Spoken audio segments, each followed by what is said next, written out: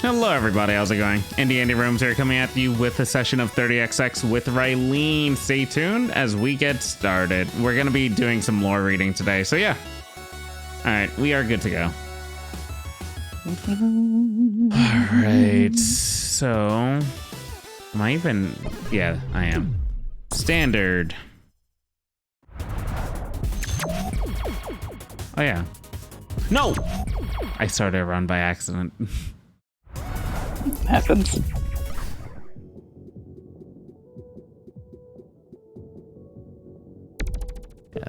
Yes, really quick. Network. Friends only. Host. Dun, dun, dun,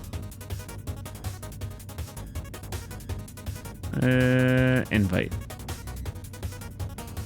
Not that we need to do the invite since it's mainly going to be some lore reading.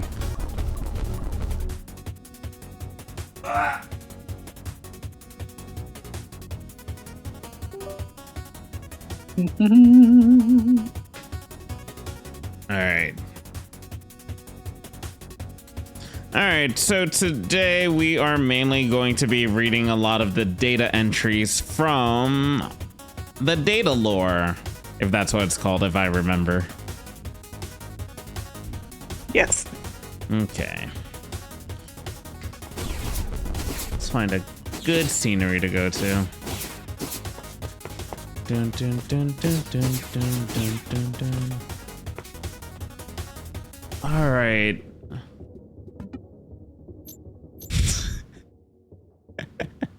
Are we gonna read Zen one more time, or are we gonna skip Zen? Yeah, I think we've read Zen enough, actually. That's what I thought. Okay, that's fine. All right, so then we will go for Echo Beast. Do we read his boss description first, or do we read his terminals? You know, I feel like I've read Echo Beast a lot, too. Can we skip him, too? I don't think... Or maybe we'll come back to it later. Okay, that's fine. Lethal Tempo, but I don't think Lethal has a corresponding. Nope. It doesn't. But we can read his boss lore, at least. All right. Do you want to read, or you want me to read? You know, I'll be happy to start. Go for it. We'll alternate, though. That's Lethal Tempo, Chrono Guardian, built hand in hand with a failed time unwinding experiment. Completely predictable in battle, but still a deadly foe for those who refuse to play by its gear-clad rules. Tempo segments attack in turn, never deviating from their unreasonably strict programming. Would probably be a better Guardian if it could mix things up a little, but hindsight is 2020. When the humans wiped themselves out, after we got tired of the peace and quiet, we set about the daunting task of figuring out how to restore them. We dipped our toes into several, hopefully restorative waters, trying to reverse the flow of time while maintaining enough of ourselves to prevent the scrap disaster from reoccurring, was at the top of the list. We failed. As far as we know, none of our attempts to reverse time ever succeeded. All we managed to do was to rewind the tape of the universe and press play again. The seed of our universe remained the same, so we simply returned to this point, leaving humanity to wreck itself all over again in the process. An unacceptably cruel outcome. But we had to try.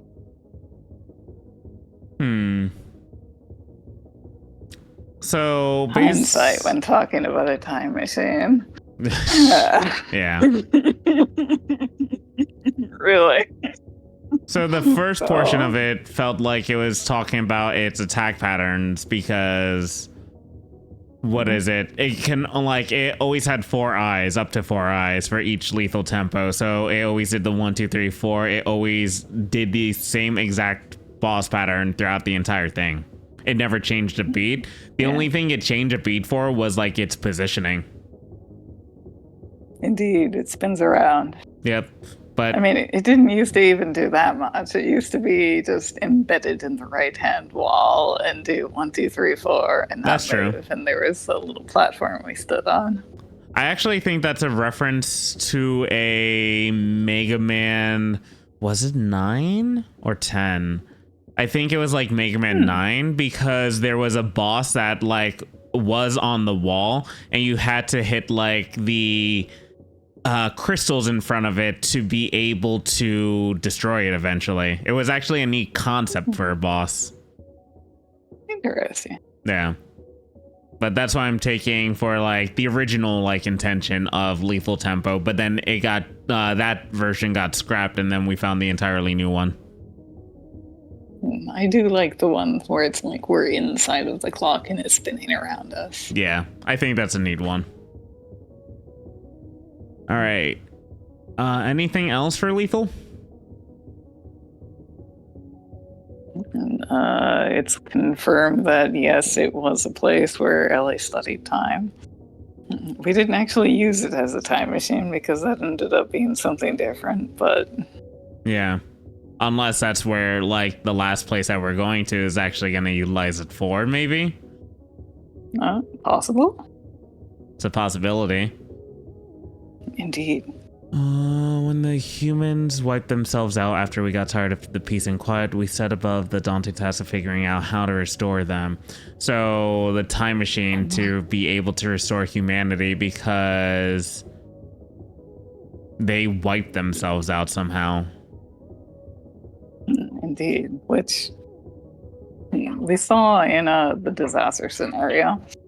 Although I have my doubts. This doesn't seem like a scenario that would wipe out all of humanity. Like, it's an event coming from the sky, but we have a stage that is underwater and seemed like it was populated by humans. And I'm like, nah, there had to have been a population that was like living happily underwater and just, something bad happened up there. Yeah. But just because there are a few survivors doesn't mean you can survive long term. Like, you need variety, and like bad things happen if you marry your cousin too many times. So I mean, yes. So yeah, they might have like hung out for like 200 more years and then things failed genetically. Yeah, because you can only like, you can't really live like that as a society for too long of a period of time. No. Okay, it is what it is for that. As far as we know, none of our attempts to reverse time ever succeeded. All we managed to do was rewind the tape of the universe and play. Wait, what does she mean by that? All we managed to do was rewind a tape of the universe, but never be able to reverse time. Like a VHS tape. But she says universe. What universe is she talking about? Her current feed. Her current seed. So the experimentation of it? I mean, like, say when we play a run, then you record it, and you're just, imagine, like, for the time machine, you just rewind it and you're back at the beginning, the same thing, and watch the same thing over and over and over again instead of doing separate new runs. So we're not resetting time, essentially. We're basically just doing something. All reverse time ever succeeded because she's just doing a different, it's parallel universe theory, essentially. I mean, there are different universes, but I think she wants to go back in time in her own timeline. But she isn't going back far enough she's to not make able to changes. reverse time? Weird. To make meaningful changes, because she has to go back like 800 years. Oh, but it's also stated right there, the seed of our universe remained the same, so she was never able to reverse time in her universe. Or, I mean, she was, but not in order to like. So she was able she wants to get a different outcome. Yeah. But she wasn't able to do so in her universe. She was only able to do it in other universes.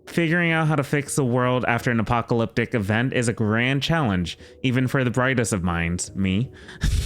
But while working on it, we found something far worse, unsolved. We just be restoring a world that'd be destroyed a few centuries later, all while probing a seemingly innocent little multiversal jump.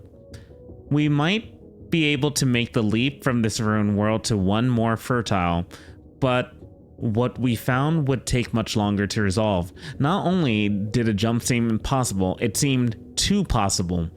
Like we might jump at the slightest activating energy, instead of carefully planned and measured shock. The multiverse's universal density was greater than once thought, and perhaps increasing. This bore immediate investigation.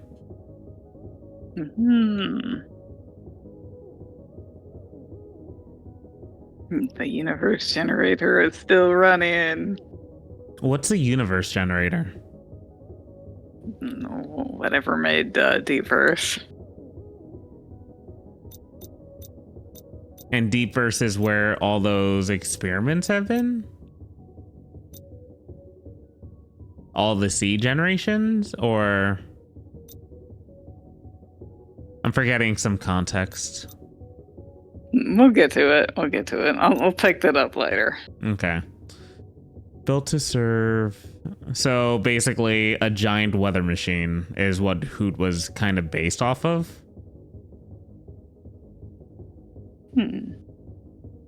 Built to serve as lead unit of global network of storm generating heat sink units and coordinate spacefaring disposal of units who've run out of time. So essentially things that were designed to be scrapped over time, like had an expiration date, Hoot would take care of that. Yeah. So maybe all those units that got disposed at the end of the Burning Temple thing. Possibly. Say, oh, your time's up. Off to the assembly line, and Hoot will yeet you up into the stratosphere. Huh. That's interesting. Capacity as a combat unit is entirely coincidental but welcome, so Hoot was never designed to be combat, but just ended up being like that. As luck would have it, figuring out how to fix the world after an apocalyptic event is a grand challenge even for the brightest minds, but while working on it, we found something far worse unsolved. We just be restoring a world that be destroyed a few centuries later. What world is she referring to? In like the alternate seats? Probably. So she goes back and tries, and it's like, oh, the same thing's just gonna happen again and again. Or, also, wait, actually, in the waveform collapse we went to, that universe, Alexia thought that it was from Midgar breaking it, but when we were actually in there, she was like, oh, Ellie, you were right. So I think it actually wasn't Midgar that destroyed it, but something else.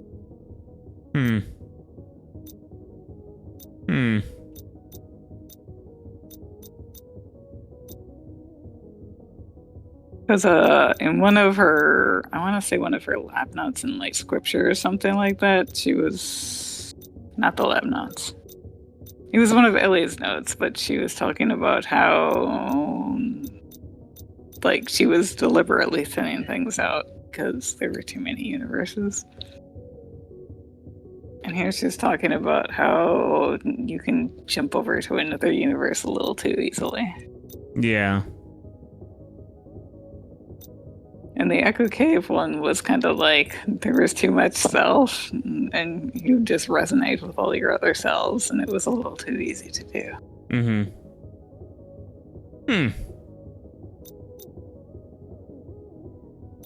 Maybe. We're working on context. We can read and get more context. How about that? Go figure. How about weather forecast, January 11th, 22:55. Today, 15% chance of rain. Partly cloudy with a high near 83. Tonight, rain. Cloudy with lows around 65. North wind expected 35 to 45 miles per hour. Minimal to no known threats to life or property in the area. The Weather Service recommends that citizens stay inside, but bring a solid umbrella if venturing out. Jeffrey Day. Clear, sunny, high near 95.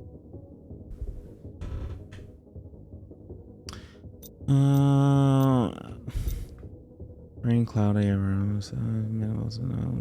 so early on, basically back in 2255, everything seems safe during that period of time. And if you also look at like the difference of years, 2255 all the way to the 5th entry of 2907. Oh yeah, there's a very sudden jump of 700 years or so. 700 years, a little bit less than that. Yeah, this sounds like mostly normal weather. That's a very strong wind, actually. And I'm kind of wondering if what they mean by solid umbrella is some kind of wind-breaking umbrella, because that would blow your umbrella out like a normal umbrella. What, so 35 to 45? maybe they had other tech. Yeah. I think the thing is, in their universe, 35 to 45 may have not been like super dangerous during that period of time, even though, like, think about it, it is actually relatively like fast. Hitting hard. Yeah, it's like gale, but it's not like a hurricane or a tornado. Yeah. So, and they probably had tech to like shield yourself and make it a little safer, but Yep. So weather forecast October 4th, 2255. Today, no chance of rain. Highs near 99. Occasional gusts of winds up to 3 miles per hour. So there's a huge difference there.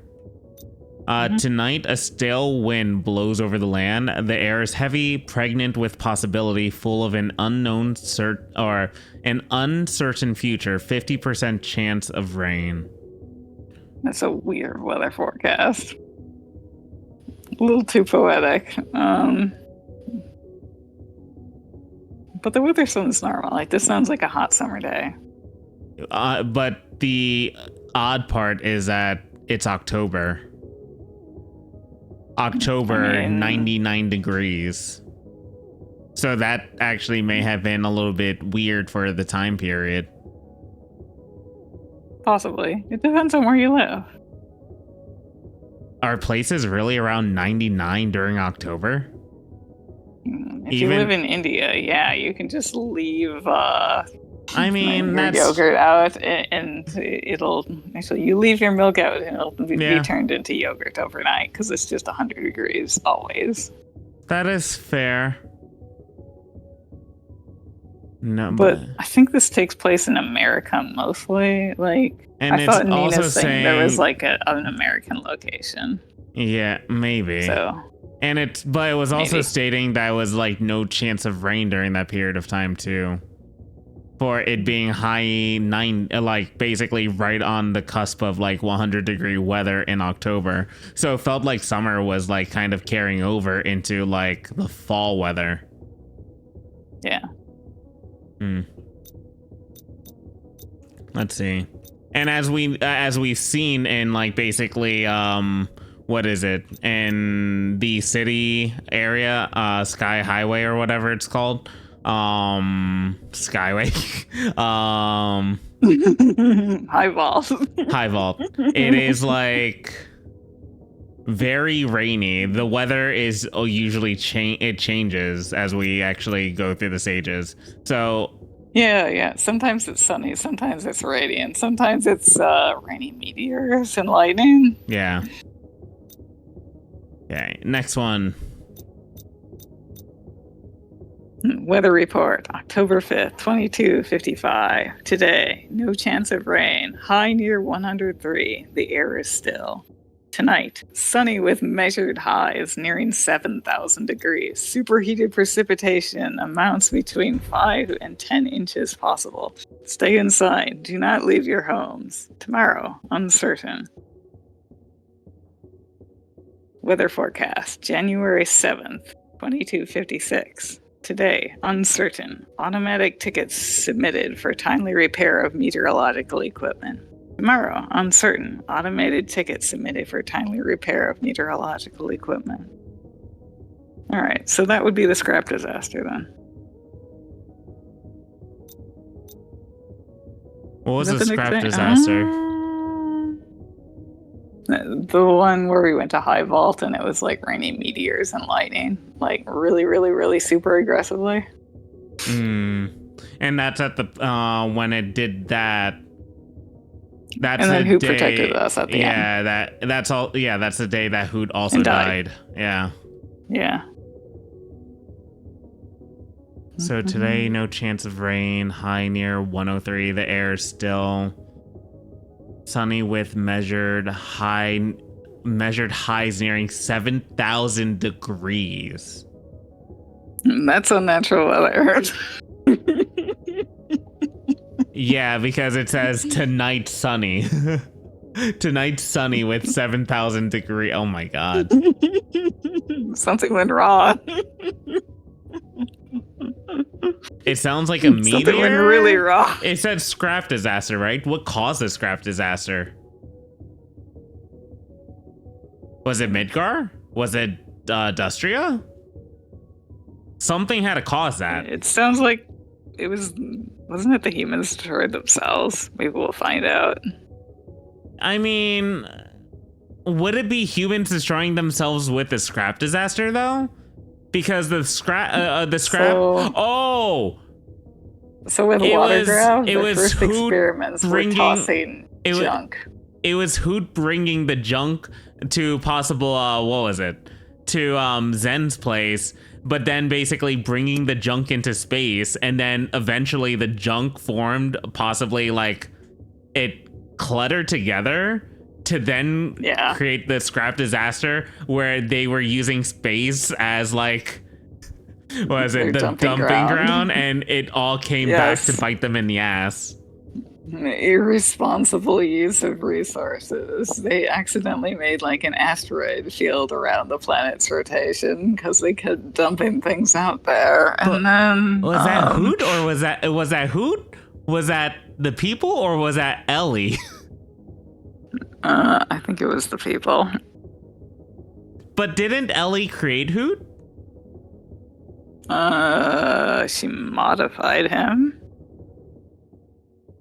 Huh. Okay, fair enough. Alright, we'll go to the next one now. Weather Regulation Plan, January 7th, 2807. So that's oh my god. That's a 600-year difference. Near 600. Wow, yeah. A synopsis: planet surface has had continually heated since the mid 23rd century. So it's talking about basically 2256. Sequence unit spontaneous combustion rate is up to 369% decade over decade. Emergency action required to keep planet temperature stable. The plan: deploy automated climate regulators unit surface. Surface-wide to manage rapidly heating planet. Install lead unit Omega to coordinate periodic storm generation. So Hoot kept getting sent back, it seems. Yep. Or Hoot was installed there, actually, afterwards. Yeah, so that's where they... Because we saw Hoot die in 2200s in the scrap disaster. Yeah. But, yeah, they could just rebuild him. Yeah. Regulator units create low temperature weather systems intended to cool the planet. The first law of thermodynamics states that the total energy of any given isolated system remains constant. Therefore, regulator units are built to withstand tremendous amounts of heat. Periodic jettison of regulator units into deep space recommended at regular intervals to vent excess heat. Periodic jettison of regulator units into deep space recommended at regular intervals to vent excess heat. So they're repeating their mistakes.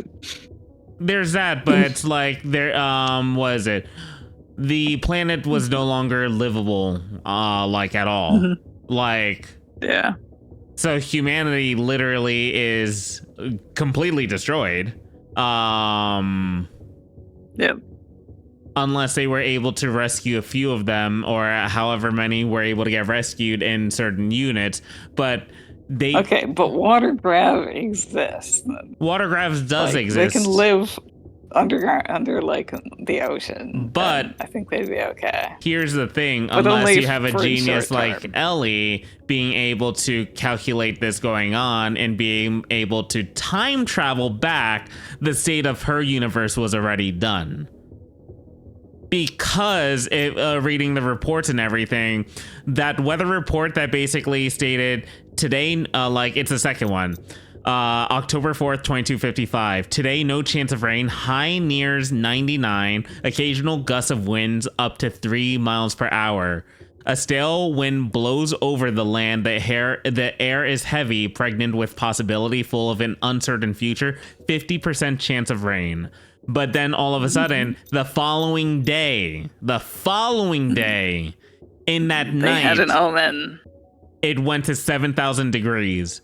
It's near impossible to be able to prepare for that within a day's worth, because prior to that, actually, January 11th, 2055. So they had like basically 9 months, 10 months of a difference right there. Because it was 33 to 45 miles per hour, minimal to no known threat to life or property in the areas. The Weather Service recommends that citizens stay inside, but bring a solid umbrella venturing out and whatnot. But that was like their foreshadowing right there. But that's all we really got. That's all they got, because it was within that year that everything went to shit. Indeed. Because how are they supposed to predict that basically all of a sudden 7,000 degree weather on October 5th, 2255 on that night if there was nothing predicting it? Indeed. But that's such a weird statement that it made at the end of the second one. 50% It chance is. of rain, but then all of a sudden 2255. Oh, because before it happened, it was stating that the air is like heavy with pregnant with possibility, full of an uncertain future. 50% chance of rain, so it was a coin flip. But then all of a sudden, when the heat wave came, there's no more rain. No chance of rain. There's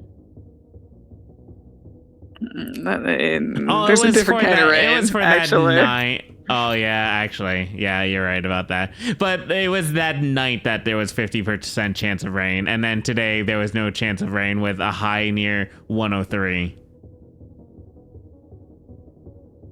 Okay. Well then, that sucks. Yeah. All right, and then we have one more to read, right? We do. Weather Regulations Snapshot, January 7, 2907. Synopsis. Planet surface heating mostly halted by Omega system storm generation. When combined with timely and periodic launching of superheated or worn down units into deep space. Recommended replacement of space launching personnel as well. Accumulated trauma from repeatedly launching sentient face-having creatures into space eventually wears down on the individual, reducing work efficiency. Material on hand for Omega replacements is projected to last 207 years. Word from on high tells us that's plenty, and that if we need more material than that, we've got bigger problems than a superheating planet that can't sustain any form of life. Okay, then. So they were trying to ventilate the entire Earth, but it was a near impossibility. Yeah. Come to think of it, we don't have an ice stage. We don't have a what stage? Oh my god, an ice stage, you're right. Mm-hmm. Our freeze ability comes from Echo Cave, which that's crystals, not ice. Icy at all. Yeah. Yep.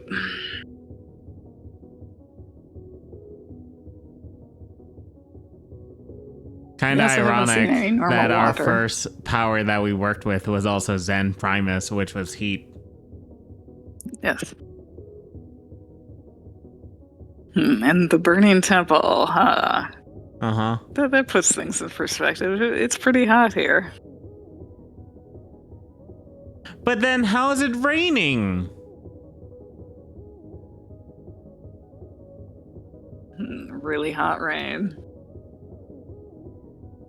I don't think it's normally 7,000 degrees, but too hot for. Or is it plant life to showcasing comfortably what, exist. like, the change that the Omegas are trying to make? That too, yeah. But I think the disaster specifically was 7,000 degrees, and I don't think that's like the everyday weather. I swear the scrap disaster came from not just like Zen and like Hoot, it also came from Dustria. Because that's where all the scrap was. I mean, we had to bring scrap to Dustria. Dustria is the factory. And the factory is where all the scrap is. We saw all the scrap within that like scrap yard. Where is that scrap yard? Like, where is it on that planet, or is it on the planet? Is it within Midgard? No, it's not within Midgard because that's where Midgard was getting created. Right? Scrapyard? Basically where we brought the 50 scrap. Well, I mean, that isn't really a scrap yard. Like, we're donating scrap to the cause so they can melt it down into material, right? Were we donating, or was that the key that we needed to enter to see that area? Possibly, but I mean, like, they were building something there. That's not like... Yeah. It doesn't feel like junk, though. Like, there's useful things. That's not to say... what's it called? Useful things were placed in the area of the junk, though. That's the thing. It was a complete junkyard. We just found the treasure in the junk. A lot got sent there. At least that's what I'm thinking. A lot of functioning units. There were functioning units, but they're like, again, it's Dustria. It's like it's the scrapyard of there, and they were using the scrapyard to basically, at least I consider it the scrapyard, to build up Midgar, because there were like as much junk as there was there. There was a lot of useful things. It's a factory. I still think it's more of a scrapyard than a factory. Can't it be both? I mean, kinda. If like scrap goes in and a working machine comes out on the other side because they melt down the scrap and press it into new things. That final area that we went to with the 50 scrap, that was like a junkyard to me. That wasn't just a factory. Yeah. I read factory out of it completely. We will get to Dustria's at some point. Can we just go down there and see what the name of the area is actually? Dustria. Examine the device. Simple to manufacture. What is Dustria's place called? Oh wait, Dustria's place called is Dustria. What? Get over here. Where are you? Teleport. Can't enter device without you. I don't know where you are. Hold up, I'm teleporting. The red device. I want to know what the stage is called. Thank you. Yeah. Core Genesis. How could he become this? Yeah. We can go in if you want. Sure.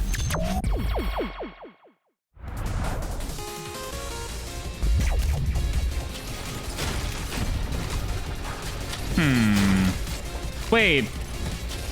Looking at it, doesn't it also look like underwater? What's the place called?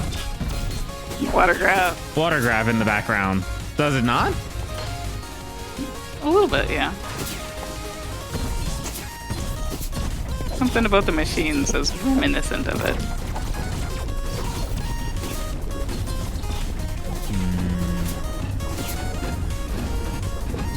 Maybe it's not as much. What is it? It's not. Doesn't it look like a factory? I'll concede. I thought there was more scrap around for some reason. The scrap was our inventory. Also, the music is great here. It would be nice to linger and read here, but unfortunately, it's also slightly dangerous. It is pretty dangerous here. Mobs infinitely respawn, so yeah.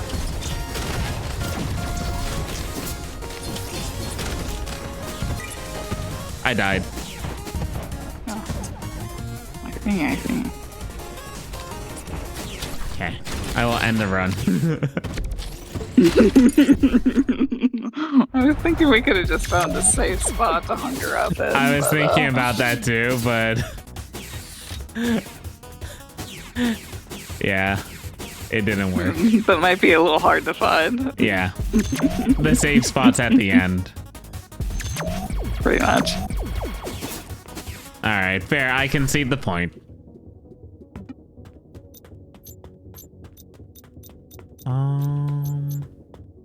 Alright. Are we reading Absolution next?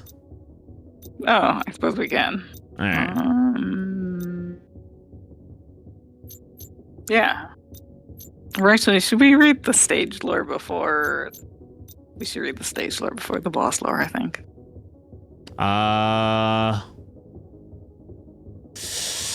Should we reach the sage lore before the boss lore?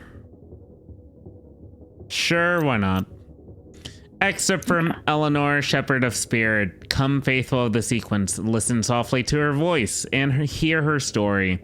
From the ashes of the old project she rose, from the settling dust of the father's ruins she took form, and around her formed the world we knew. Her word is wisdom, and her will is our will. From the might of her arms, we build their strength to serve. From her keen eye, we see our true path. From the rhythm of her heart, ours beat in time as one. From her unending spirit, we work toward our salvation. She will bear salvation for the faithful and not alike. All right, so Ellie's cult. So, yeah. She is Ellie. The old project, I think, is the 20XX events. What about 20XX? I don't know about Father. The old project. The old project. From 20XX? Like, I think the old project is referring to, like, the thing that 20XX was centered around.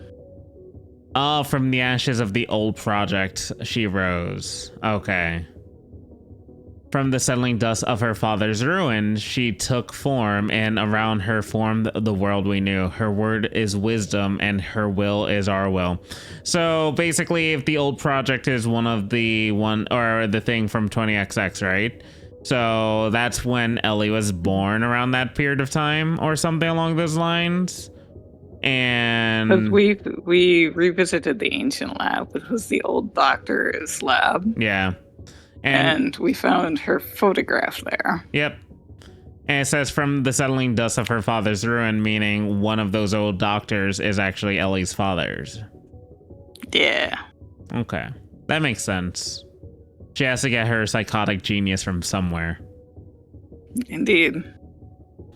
From the might of her arms, we build the strength to serve. From her keen eye, we see our true path. From the rhythm of her heart, ours beat in time as one. From her unending spirit, we work toward our salvation. From the might of her arms. So basically, this is just describing Ellie and everything that they will follow about her. Everything to praise about her. As a good cult does. Yeah. She will bear salvation for the faithful and not alike. She will bear salvation for the faithful and not alike. So basically, if you're not faithful in her, basically, you're destroyed. You're garbage. Indeed. Cool. Yes, which is why they try to kill us when we don't join the cult. But when we do join the cult, they just, let us go and say, hey. Fair enough. All right, read your Demon King lore. All right. Excerpt from Perceive the Demon King. Imagine Not the all I Demon may King is deserve. actually, what's his face? Delta. I am torn between Delta and Ace, but let us read and Go for it. not all are made to serve. Shadows stalk our perception, intent on tempering the blistering radiance of dawn. The sole survivor of the old project, the Demon King, older than the time we know. Thief of the Father's gifts, it dances around in the minds of the faithful, gracefully slipping between our reality and others. Ravenous, it tears through our bodies, gleefully wielding the parts it finds useful. Dedicated to disorder, the Demon King stands between us and our salvation. Keep her keen eye that you might perceive the demon before it's too late. Keep her stout heart that you might resist the demon's temptations. It's probably Delta. I could see either of them working, honestly. I can't see Ace being the Demon King currently. I can make an equal case for both of them.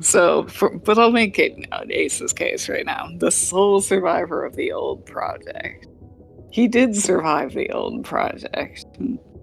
And Nina is sealed away during this period of time, presumably. So it's just Ace who's skulking around and being a menace.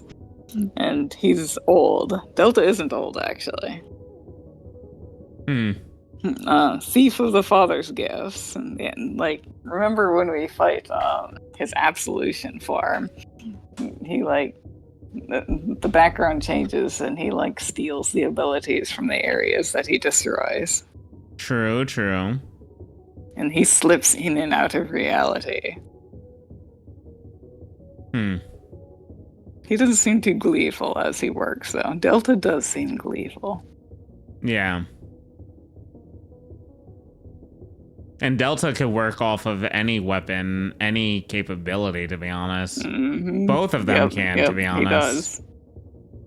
But Delta is like, Delta literally uses everything. And yeah. Yep, everything. All of them. All right, let's read the next one. We may get more insight. And for being a survivor of the old project, technically he does explore the ancient lab and go through it, and he lives to tell the tale, and he's made based off of Asen. So that works too. Who's writing this at the moment? Who is like, if humanity is destroyed, who wrote these excerpts? Ellie's followers. Who are her Maybe followers? The boss. The bosses? What's her face? Absolution? Oh my god, it could be Absolution, actually. Fair. Alright, excerpt from Sup at Wisdom's Eternal Teat. Patience is bitter, but its fruit is sweet. Deep within the earth, a father's true successor slumbers. In her endless rest, she whispers verses of a song only she knows. Hers is the gift to walk between worlds, to cross the invisible river that divides us, to rejoin the friends we leave behind when our reality makes a choice that divides us. The study of her endless dream leads us to our ultimate end. By learning her secrets, we may be saved.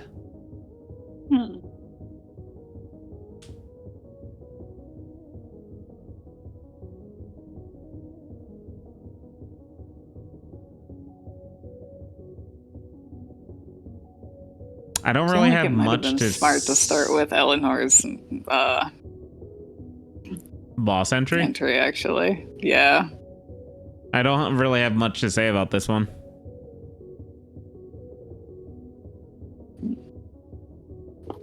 I mean, I'm kind of just thinking about, like, the Trunks analogy you made. Like, so she leaves her home world and visits other worlds.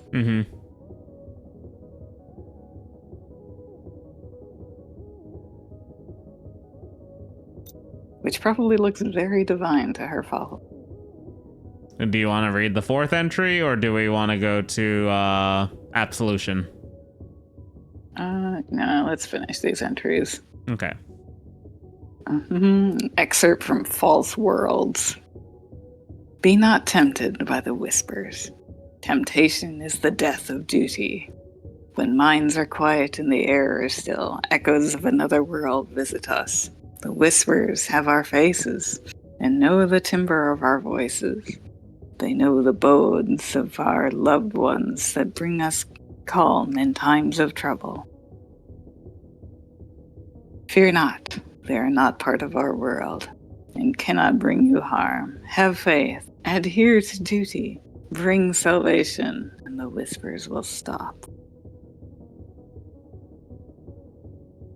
Be not tempted by the whispers. Temptation is the death of duty.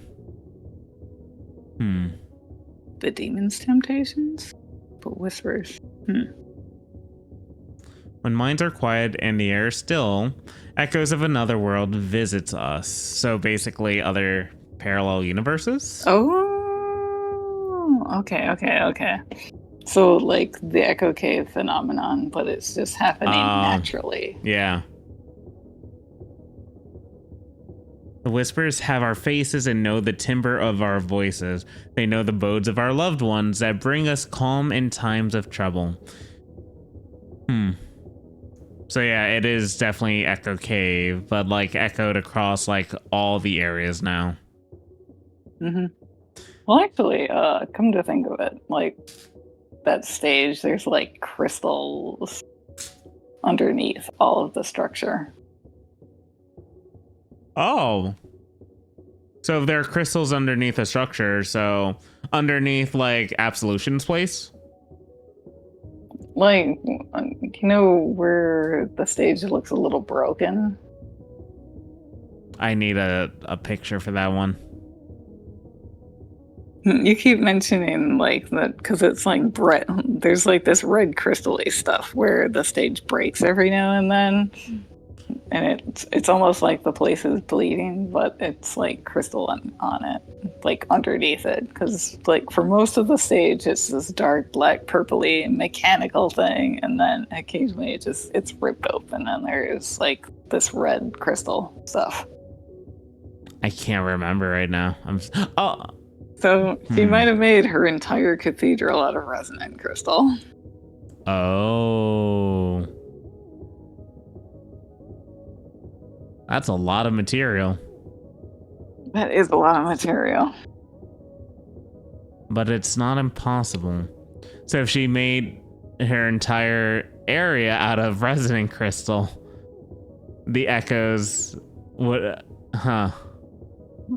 Bring the echoes to them, which might drive her followers a little crazy and would let her slip through reality a little easier. Okay, then. Maybe. Possibly. I'm guessing. It's a possibility. All right, next one. Hour of Glory. On our final day, we come together to sing the song of salvation in one voice and end the eternal struggle that ails the world. The labor has taken centuries. By her genius, we have foreseen the end. By the unison of our beating hearts, some of us may survive. By our great sacrifice, we have built God in our own image, that he might deliver us from the collapse. Interesting. They don't say she, they say he, so they don't believe Ellie is God, but they do believe she's a savior. Yeah. I have a bad feeling that capital G God is Midgar and it's Ace. God. Ace. All right. Friends, faithful sequence, the day is upon us. By our order, may her grace bear us from a violent end. You know what? I'm going with it. Demon King is Delta. He's trying to stop them. Yeah. Because you need to have like the ultimate evil to go against the ultimate good. They perceive Ellie as the ultimate good and Delta as the ultimate evil, while it's actually in reverse. Delta's trying to stop a massacre from happening, but isn't strong enough to do so, sadly. He tries persuasion before he tries to break them all. How honorable. All right, now So we he got. just waits as long as possible before he takes action then. I'm a little curious about something though. Because we have like because out of those entries I'm actually curious about like the faux descriptions of them, especially of like the glass twins, aka like the light and dark Oh, the light and dark mid boss. yeah. Twin terrors designed to symmetrically dismantle those who profane steps, would soil Penumbra's brilliant void halls. Linked by some invisible thread, causing injuries suffered by one to be suffered by the other. Or perhaps just shared equality. Equally. Oops. As a form of concussive load balancing to keep their collective system running as long as possible. Designed as light and dark twins, largely to give room for Absolution's faithful to see what they want to see, give them a vague metaphor, and let them draw their own conclusions from it. That's art, baby. And then we have the Acolyte as well, where its anointed unit propels itself skyward entirely on faith, then lobs a volatile ball of faith at opponents. Advanced versions, in addition to being sturdier to do their advanced faith plating, throw even more volatile faith balls that erupts into flames on ground contact. And the asterisk for faith, none of these are actually faith-based. They all have mechanical explanations that have not elaborated on here. I am not sorry. That I have not elaborated on here. I am not sorry. I don't know if I can ever take this unit seriously. Oh, Lord, dude.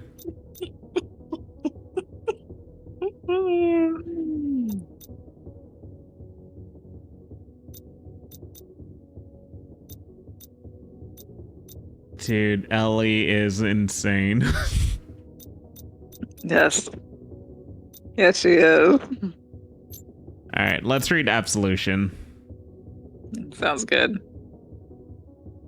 Am I reading? Highest Okay. Guardian, equal parts watchful eye over the order of the sequence, and beacon of order for her low-level faithful. From her vigil atop Penumbra's spire, she keeps a loving watch over all of Sequin's dominion. Nothing on earth escapes her gaze. Strongly disliked glass being shattered by massive concussive force. Designed as a figurehead to keep the rank and file on the righteous path, but has made great strides toward earning those exaltations, if such a thing is possible. Installing someone in a position of power invites enduring peril, both for the morale of the community and for the installed individual, should they be self-aware enough to understand it. Did I earn this power? Am I worthy? Do they truly think of me? Still, she's made her leadership of the sequences faithful into a self-reinforcing loop. While some ancient onlookers may still have their doubts, they dare not oppose her will, for they know who will come knocking. All is worthy.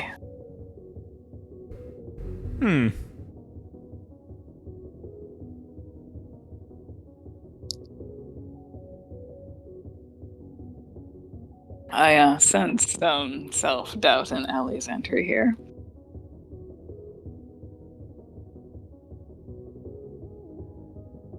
I'm reading a little bit more to try to get context.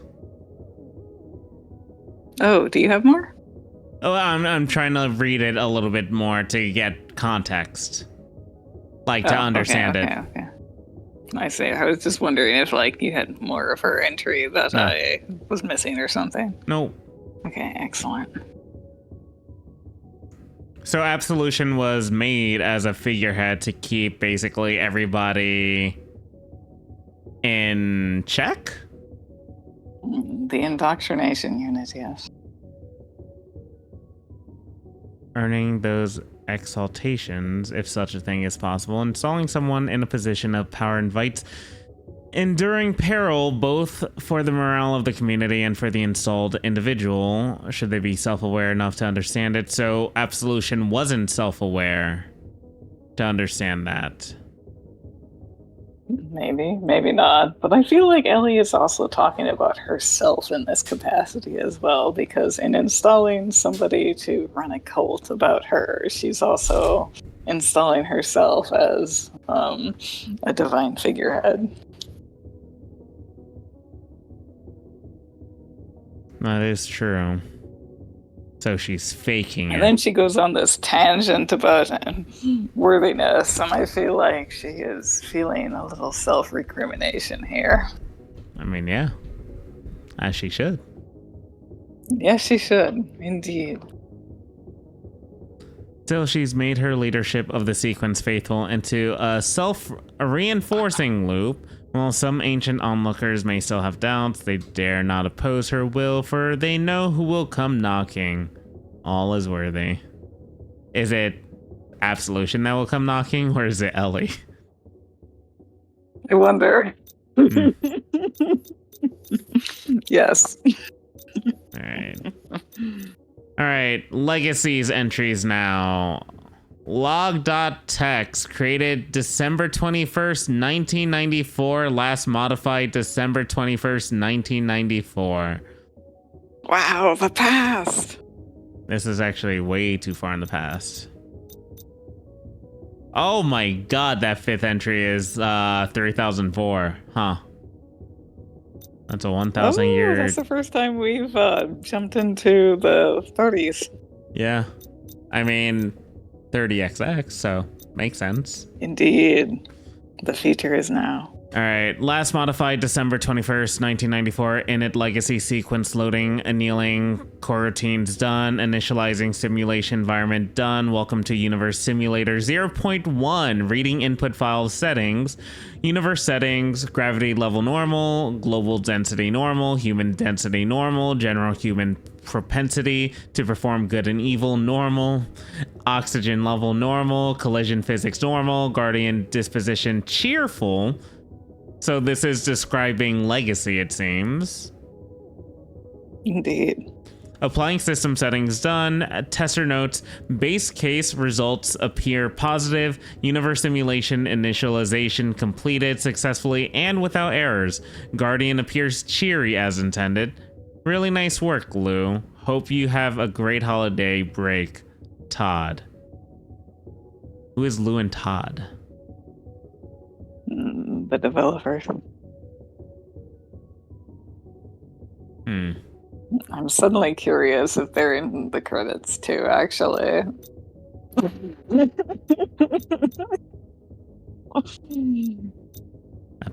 That would be funny. I know Chris is like the main lead developer, but it'd be funny if he just like snuck his help into like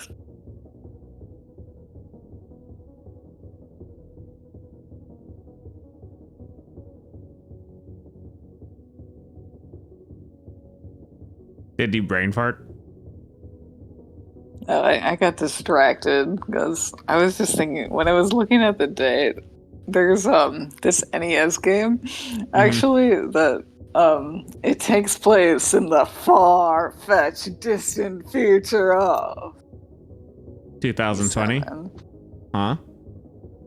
1997, an NES game, and it's actually just hilarious that like for them this was the far distant future. We're gonna have cryostatus and technology and post-apocalyptic world, and it's like, oh, but they stated 97 was a so far long. future. Yes, it's hilarious. And when was it developed? It was an NES game, so actually probably in the 80s. 80s, 90s. I could see how that could be a far future. To be fair, it's like you could have seen, like, I think it was like Back to the Future. They saw like the 15 or 2010s or 2020s as far in the future, and we're already there. Yep. That was a bigger time like gap though in comparison. Indeed. But we are there. I don't want to think about this. Let's continue. Yeah, let us indeed continue. Log2.txt. Created January 7th, 1995. Last modified January 7th, 1995. Alright. Sudden edits. I understand the feeling. Any legacy sequence. Loading annealing coroutines done. I don't know how to say half these words. Nice, excellent. Initializing simulation environment. Done. Welcome to Universe Simulator 0.1! Squiggly. Exclamation mark. Reading input file settings. Universe settings. Gravity level 90%. Global density normal. Human density comfortable. Like friends are within reach if you need them. But you also have some space that's just for you. Global human propensity to perform good and evil. Most good. Oxygen level, 105%. Collision physics, none. Guardian disposition, overjoy. Tesser's note. Had Christmas this year without Janine for the first time. Not sure it'll ever get easier. Glad to be back in the office. Could really use the distraction, though. I turned up the general human propensity to perform good and evil on this one. Just really needed to pick me up. The Guardian looked really happy to see me. It's been a long time since someone's looked at me like that. The simulation works fine. Just brilliant stuff. Todd. He was having a bad day. He made a kinder universe for himself. So I had Christmas this year without Janine for the first time, so it's either Janine had passed away or they got divorced, maybe? Yeah, one of the two. Just things with, was it legacy changed if he's really as well. Unlucky. Yeah, I mean, yeah, could have been. But things slowly changed with legacy as well. The human density is comfortable now. Instead of just normal. And the GHP PGE is most good. So why is it just most good instead of like neutral or normal? Because he was having a bad day and he wanted to create a good world for himself to exist in. Also, like, the gravity is less, so he can probably like jump super high, and the oxygen level is really high too, which we perform much better in oxygen dense environments. True, but there's no collision physics. And everything's bouncy and fun and exciting and nothing hurts. Yeah, but this guy was having a really bad day. Yeah. Okay. We'll go to the next one. Log_final. .txt. Created January 12th, 1995. Last modified January 12th, 1995. So this was like 5 days after the second one. Oh, well spotted. Init legacy sequence loading annealing coroutines done. Initializing simulation environment done. Welcome to Universe Simulator 0.2. Reading input file settings. Yep. Universe settings. Give me a second. Gravity level. There's none now. Global density is still normal. Human density is typical instead of comfortable. The GHP PGE is normal instead of comfortable. Instead of most good. Oxygen level is none. Collision physics is floaty. And Guardian disposition is concerned. Applying system settings. So this is like Go ahead. Simulating space almost, because there's no gravity. Yep. And there's no oxygen, and everything's floaty. Yep. Applying system settings, done. Tester's note, some days I wake up and stare at the walls of my windowless apartment and wonder what it'd be like if we all just floated off into space. Thanks to this cutting edge simulator tech, I finally know. The Guardian smiled at me as I floated by, but I could feel how forced it was. Did you program him to worry about me, Lou? Todd. Aww.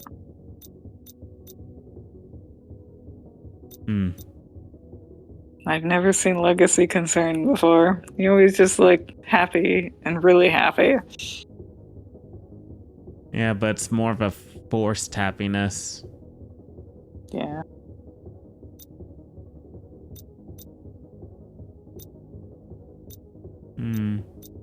Alright, go to the next one. Log_final_2. Hey, you're not supposed to have extra finals, you know that, right? Okay, fine, have it your way.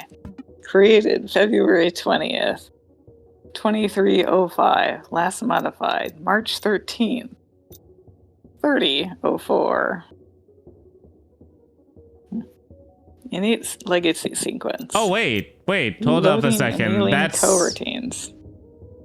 It was 700 years later. No, not just that. It was 400 years from the creation. Yeah. It's 1100 years from like that one final. Yeah. That it was modified because it was last modified March 13th, 3004 in comparison to January 12th, 1995. Yeah, this is a lot of time on both counts. Okay. Dang.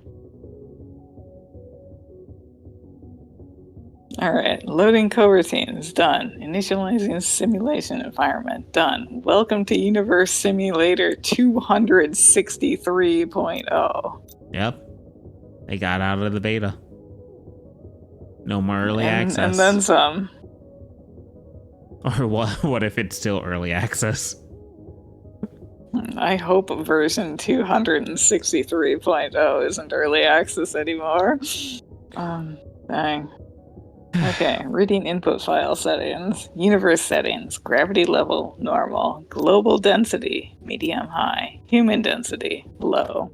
General human propensity to perform good and evil, uncertain. Oxygen level, normal. Global temperature, very high. Universe terrain, low. Guardian disposition, lonely. Universe terrain? Found this old sim software on the hub. Yeah, that's a new value. And global temp was a new value too. Indeed. Oh, but There's tropical in there. No, but that's the global temperature. And the global temperature's referring to basically the high heat from the world, the planet. Yeah. Okay. It is Everything's tropical, different now. So it's time we start simulating how the world might develop in years to come. I've calibrated the software to today's settings to see how it performs. Feels pretty accurate from a few hours of testing. More later. Redacted. I wonder if that was Todd. The ghost of Todd. The AI version of Todd. Todd version 263. My God. Who knows? Maybe it was Ellie. Maybe it was Ace. Maybe it was Delta. Maybe it was nobody. It was redacted for a reason. So. Indeed. All right. log_final_2_final.txt created April 13th, 2305. So this one was actually created 2 months after that original creation. But both of them got modified on the same day, March 13th, Indeed. 3004, for some reason. And I feel like the final thing is poking fun at Final Fantasy for some reason. It could be. But at the same time, this is the final version after 1,000 Final years. 2 final. Yeah. Maybe I'll really mean it this time. It took a long time to get to this amount of final though. Sure. All right, Enid Legacy sequence. Loading, annealing, core routines, done. Initializing simulation environment, done. Welcome to Universe Simulator 263.0. Reading input file settings. Universe. Oh, I got lost there. No! There we go. Universe settings. Universe settings, gravity level normal. Global density, medium high. Human densities, none. In comparison to low now. Indeed. The GHP PGE is NA now, non-applicable, because there are no humans. Funny how that works out. Oxygen level, normal.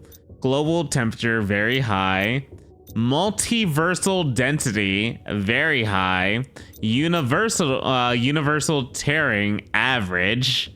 Guardian disposition, cheerful. Notes: we found that the software's annealing routines make it a great candidate for sampling conditions in nearby universes. Never thought I'd find that relevant, but well, here we are.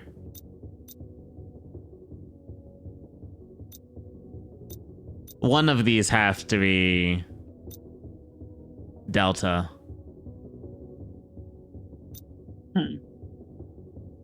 For the notes. Why would they make it on the same day, though? That's the weird part. Well, Legacy turned cheerful they found again. it. No, but the thing is, just edited it. Both of them were created like in 2305, but both of them were modified. Were in March 13th, 3004, the same day. Why not take the final version instead of just the one previous to that too? But somebody did that. That's interesting. But the last thing that they wanted to do was make Legacy cheerful again, it seems. Oh, but it's also noting that it's useful for sampling conditions, so they ran more than one modifier. Yeah. Well, yeah. Useful for sampling conditions in nearby universes, but it's funny that that one is the one where Legacy is happy again. Yeah. Aw. Didn't leave him lonely. They did not. Alright, you read the Absolution one last time. I'm actually going to read the Legacy one this time. Alright.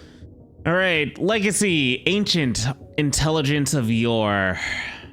Repurpose as Guardian. Extremely resilient both in battle and in daily life, with an unbreakable smile and a truly infectious joie de vivre? Vive. Sure. Yeah. Was it designed to be so insufferably upbeat in the first place, or did it somehow learn to love the world it had? There's something to be said there about the skill of its creator. Regardless, we should all be so lucky. In battle, largely employs its playful shape bros to challenge opponents, whom it views more as friendly competitors than deadly combatants. It thinks of battle like the way children think of dodgeball, rather than the way soldiers think of war. In trying its best on the battlefield, it just wants to bring out the best in you. Even while dancing on deletion's edge, it just wants what's best for you. That's so sad. Aww.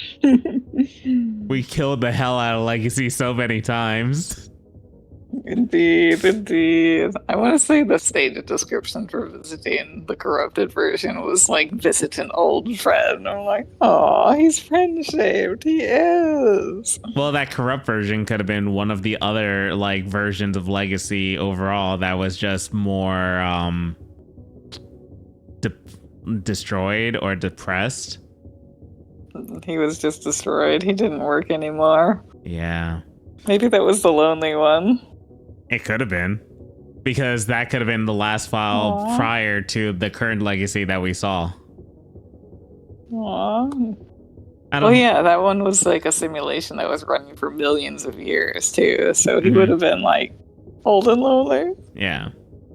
Out of all the Guardians I've repurposed to protect our world, work on Midgard, this is the one I come closest to feeling guilt about. To turn such an unshakable bulwark of happiness and zest for a virtual life into a speed bump for a murder machine is a heinous act. Still, the sleep I've lost over this pales in comparison to the sleep we'll all lose should Midgard be permanently stopped. Yes, Ellie, you should feel bad. You did bad. Feel bad. Feel very guilty. May your conscience convict you of this terrible thing you've done. Oh, poor Legacy. Yes. All right. Which one are we reading now? I guess Industria's next. Oh wait, this is the one we can activate too. The first. Legacy? Yeah. Yeah, I did that. Oh, wait, with human density error, is it basically stating that there's no humans? Who knows? It does You know, state it's normal interesting. here. Like, okay, when you loot your body in various stages, you get a different message depending on what the stage is. If you what your body? If you loot your body, Oh, like I think when I we fail a remember run saying and we that. find Yeah, our yeah. corpse. Mm-hmm. Yeah. There's different messages for each stage. I haven't found them all yet, actually. But I know that Legacies is an heir. Weird. Hmm. Also, I think I understand what the first thing is trying to do. When we're doing that, the universe simulator. We're currently in 30XX. It's trying to boot the very first one that was back in 1995. 1994. The original Legacy. Yeah, that's true. But it has an error because there are no humans around. That makes sense. So I think that's what it's actually describing. That works. I like it. Yeah. So does that also mean that Nina, Ace, Delta, like... Wait. Hold up. Technically, they're contractors. That Usually also... that kind of... That also means, what's her name? Purple hair girl, I'm forgetting. Is it Abigail? Alexia. She is definitely a robot. Probably. Most likely. She is 800 years old. Yeah, she's definitely a robot. So... Have we... Or she wasn't originally, she is now. Have we met any humans in this game? Nope. Shit. At least not that we know of. I wanna, if we actually met a human, I want to try to do the first one. Well, Ellie leaves a corpse instead of exploding, but Hoot also does. Yeah. That'll be a Google search later after the game's beat. I want to know. I have to know. Fair. All right, let's go to Dustria stuff now. I feel like we've read this so much too, but we'll read it again. It's fine. Oh, yeah. We read the first two. Yeah, it's fine. Yeah, it is fine. Or we can skip the first one. I feel like we've read that a few times. We can read it for the context of the lore. Excellent. Okay. Production summary, January 1st, 2200. Blaster units produced. Lots. Defect rate 0%. Notes: simple to manufacture. Blasters have been produced at our plant as home security devices for half a century. And our yield rates and zero defect rate reflect our assembly line learnings in that time. They have perfected their craft. It's great. Except then we get to the snot movie and there's a 2% defect rate, and they're not as good at this one. Note: complicated assembly and an ever-changing unit design makes these a little less reliable than I'd like. QA department required for safe shipment and verification. Project units attempted 3,854. Defect rate 100%. The Corp keeps having us try slightly different models of these. To date, we haven't produced a single one that works, but the higher-ups haven't complained or changed orders. Oh, and this is before the disaster. Yeah. Okay. It was before And this one's the after disaster. the disaster. Oh, yeah, definitely. Production realignment, January 1st, 2400. Oh, nice even numbers here. Mhm. Facility requisitioned for sequence use. Orders from on high demand the production of a Midgar segment. She's sent down the blueprints, but we're scratching our heads trying to figure out what the heck this thing is. Midgar segment appears to be a giant metal shell covered in networking equipment, something called resonant crystal, which we're assuming they'll send down separately. The blueprints don't call for any kind of propulsion device, so it doesn't seem like it's a spacecraft. The design blueprint spans thousands of pages. Fabrication and assembly call for tens of billions of tons of material, far more than we have available here. Even if we had the material, it'd take us several hundred years to build. But she tells us to build, and so we build. So they build. Well, they had several hundred years. Or a few hundred. Maybe not several, but a few hundred. They have like 600 years. Yeah. So facility requisitioned for sequence use orders. So is this around the time Midgar started being created? Yeah. So I Midgar. wonder if she got Ace's agreement before she started making this, or if this is just she's making it regardless of whether he accepts or not. I mean, it is huge. Do we It have has a lot of pieces. any dates about like 20XX? Now that I'm thinking about it. That's an interesting question, actually. Do we know when Nina was sealed? That'd be on the lower. Yes. 2203. So 2203, but nothing that's like going towards the dates of 20XX during the events of what happened during that time period. That's true. Because we're getting like 30XX like years at the moment, but 20XX is completely avoided. Yeah, we've gotten a lot of 22. Yeah, And it's we got mainly some been 19s. 22. Yeah. And we got some 23. Interesting. Yeah, they are avoiding it. Because what was it, 1994 to 1995, and then all of a sudden 23 to 3000. But like they keep avoiding getting into the 2000s. Yep. Weird. Okay. Production musings, June 15th, 2400. So basically 5 months afterwards. We've managed to automate most of the initial fabrication of the segment's components, so we have ample time to wonder what this thing is for. We've done a great job of figuring out what this thing isn't. It doesn't have any propulsion on board, so it's not space-worthy. There aren't any life support systems, so it doesn't seem like it's meant to hold living things.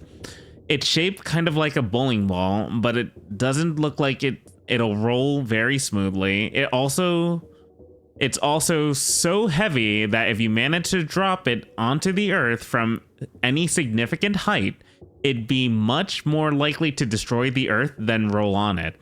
The acoustics in there are probably going to be killer. Maybe it's on a giant recording studio. Anyway, segment production is 0.16% complete. Recommend automatic record purge at some point so we don't get excommunicated for thinking about all this. Excellent. Okay. I don't think it ended well for them. Production musings. No, probably didn't.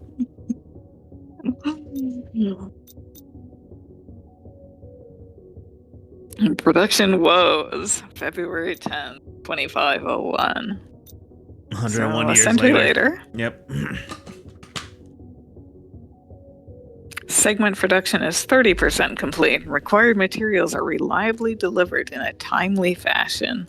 Our noble, maybe? Work continues unhindered. They've sent 23rd century grav field technology for use in interior construction. They've combined both the reversal and restorative grav fields to create an oscillating field that can keep an object afloat indefinitely. This segment must be spacebound after all, but why isn't there any life support? Working with the grav fields has proved painful. They don't appear to be toggleable, so our team has to use extreme caution when mounting field projectors. Recommend all assembly personnel working with the grav fields be equipped with personal propulsion devices in case of accidental exposure to negative grav field. At least then they'll have a fighting chance to reach a restorative field before being rocketed into the facility ceiling. Your devotion to the sequence will never be forgotten, James. Who is James? The guy who hit the ceiling.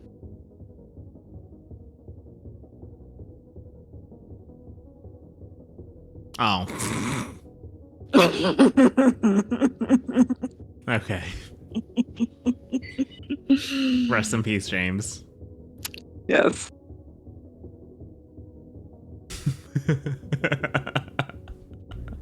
Okay. The grav fields. Were there grav fields in Industria? No, but there was in level 9. Yeah, in E9's place. Oh wait, no, in level 9. Got it. Both, yes. That makes sense.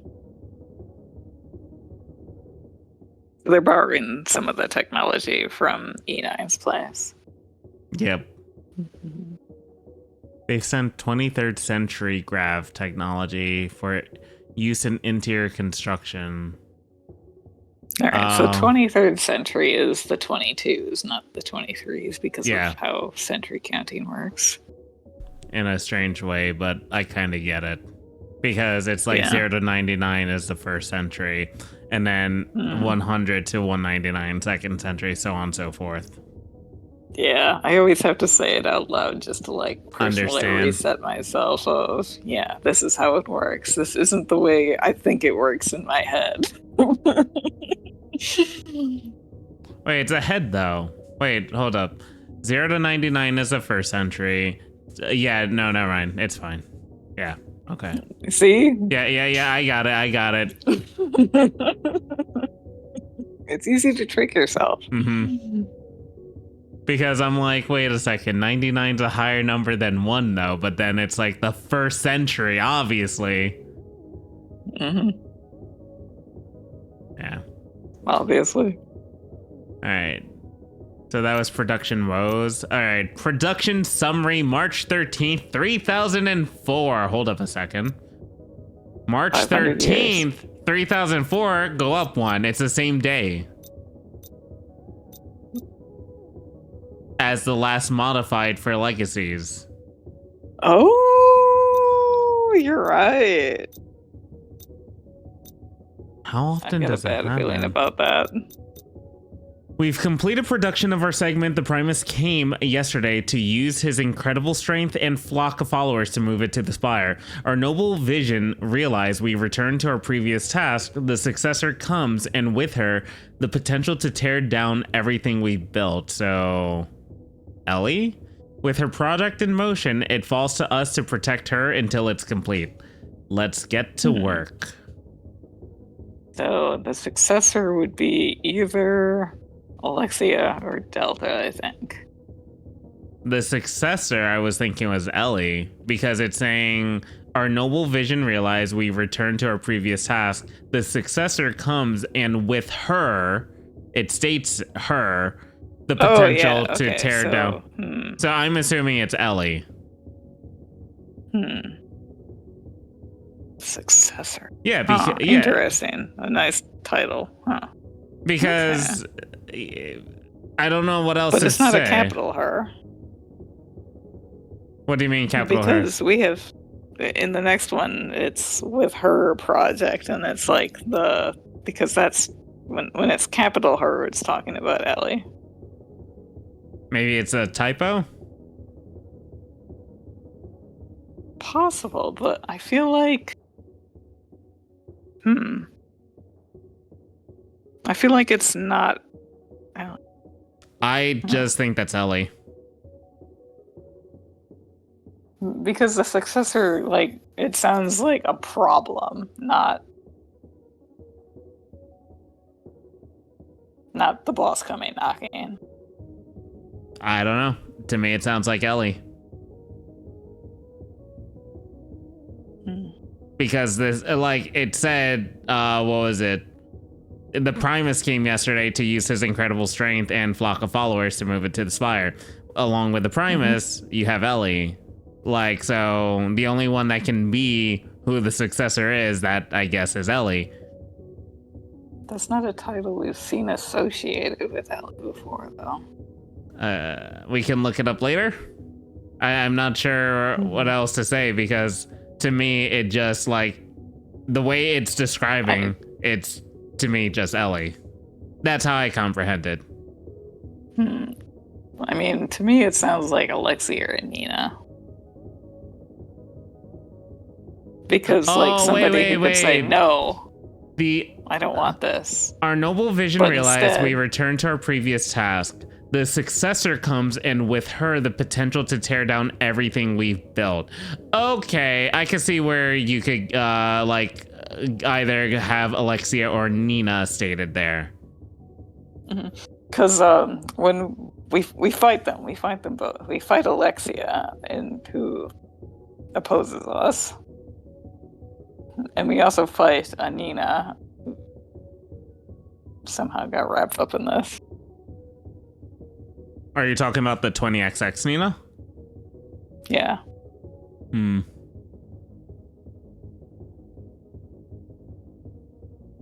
Oh, the successor comes, and along with her, the potential to tear down everything we've built. So it could be Alexia and Nina, because they were both at the end.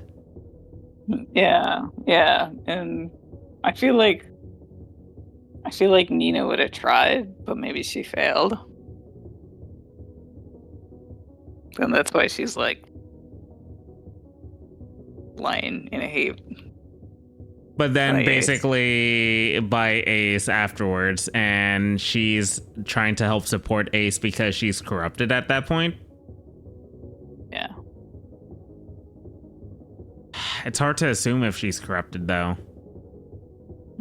But, like, I feel like she got there because she was trying to save him and stop this whole thing. That's true. I can see that. And yeah, that was a good catch with the lowercase her, because, like, you're right. They actually have attention to detail with every capital H. It's actually referring to Ellie. Yeah. Okay, fair enough. All right, and you get to read Capital Punishment. The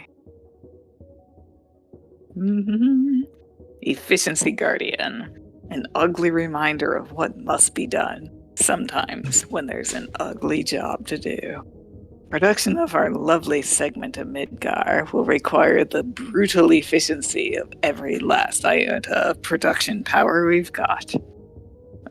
Oops. Pressed a button. That was inefficient. Spite me, sir.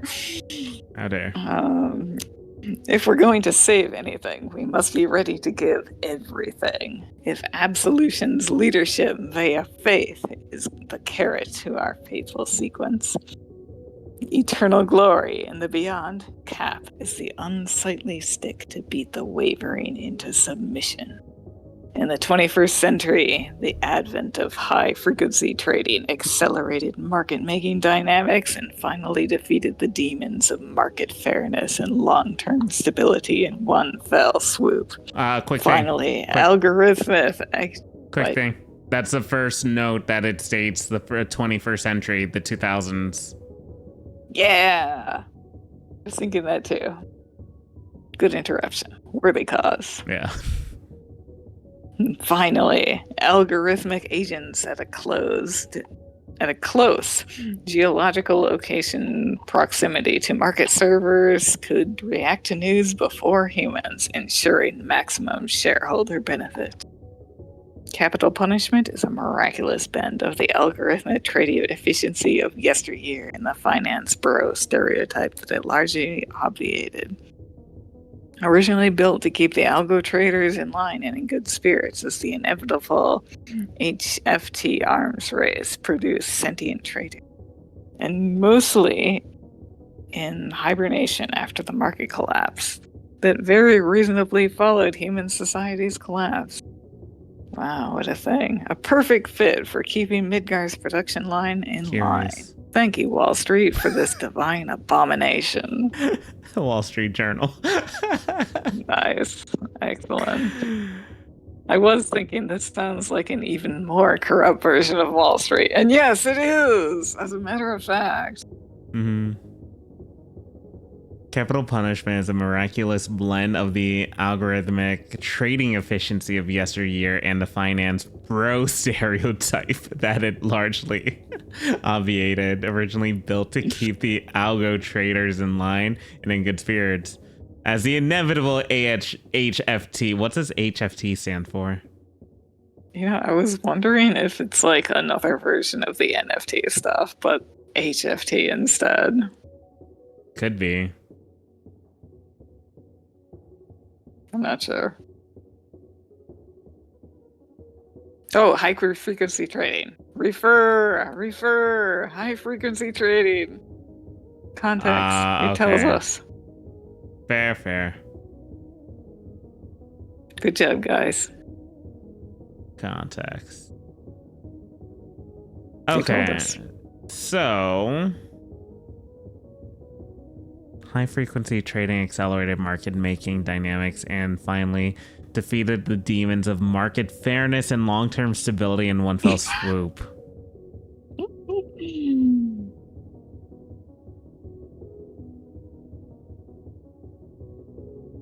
Wait, what's that asterisk right there? At the end of the was like in the paragraph of in the 21st century, it's saying ensuring maximal shareholder benefit with an asterisk. What's that asterisk supposed to identify?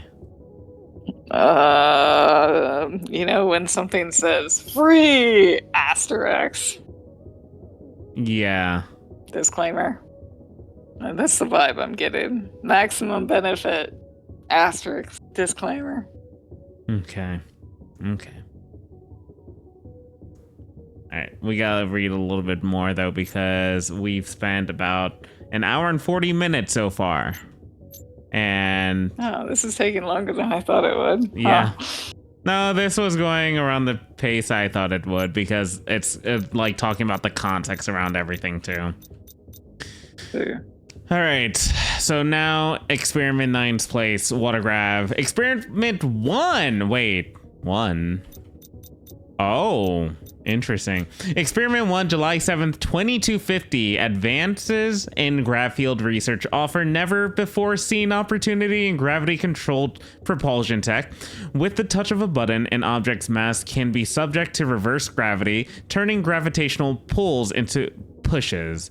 Management requires better understanding of this technology before developing it in commercial applications. Procedure: we took the field generator outside and started throwing stuff at it. We watched in awe as Jane's coffee pod sailed skyward, leaking tiny coffee grounds in its wake. Like a doomed ship hemorrhaging passengers. Should we do this inside? We should have put trackers on this stuff. As of this writing, the objects haven't returned. Effects of the grav field on inorganic matter last at least 5 days. Here's a curious question. If you reverse the gravity going up into space, but gravitational pull is supposed to usually pull you back in, are you stuck so it just floats between there. space and the planet at that point? I think they're creating an asteroid belt of garbage that they're just throwing up into the sky. Oh no, is this what ended up happening with everything getting destroyed? This is 2250, dude. Yeah, okay, if we scroll back up to the weather report, it's 5 years before the end of the war. Did watercraft destroy the Earth? I'm betting it did. I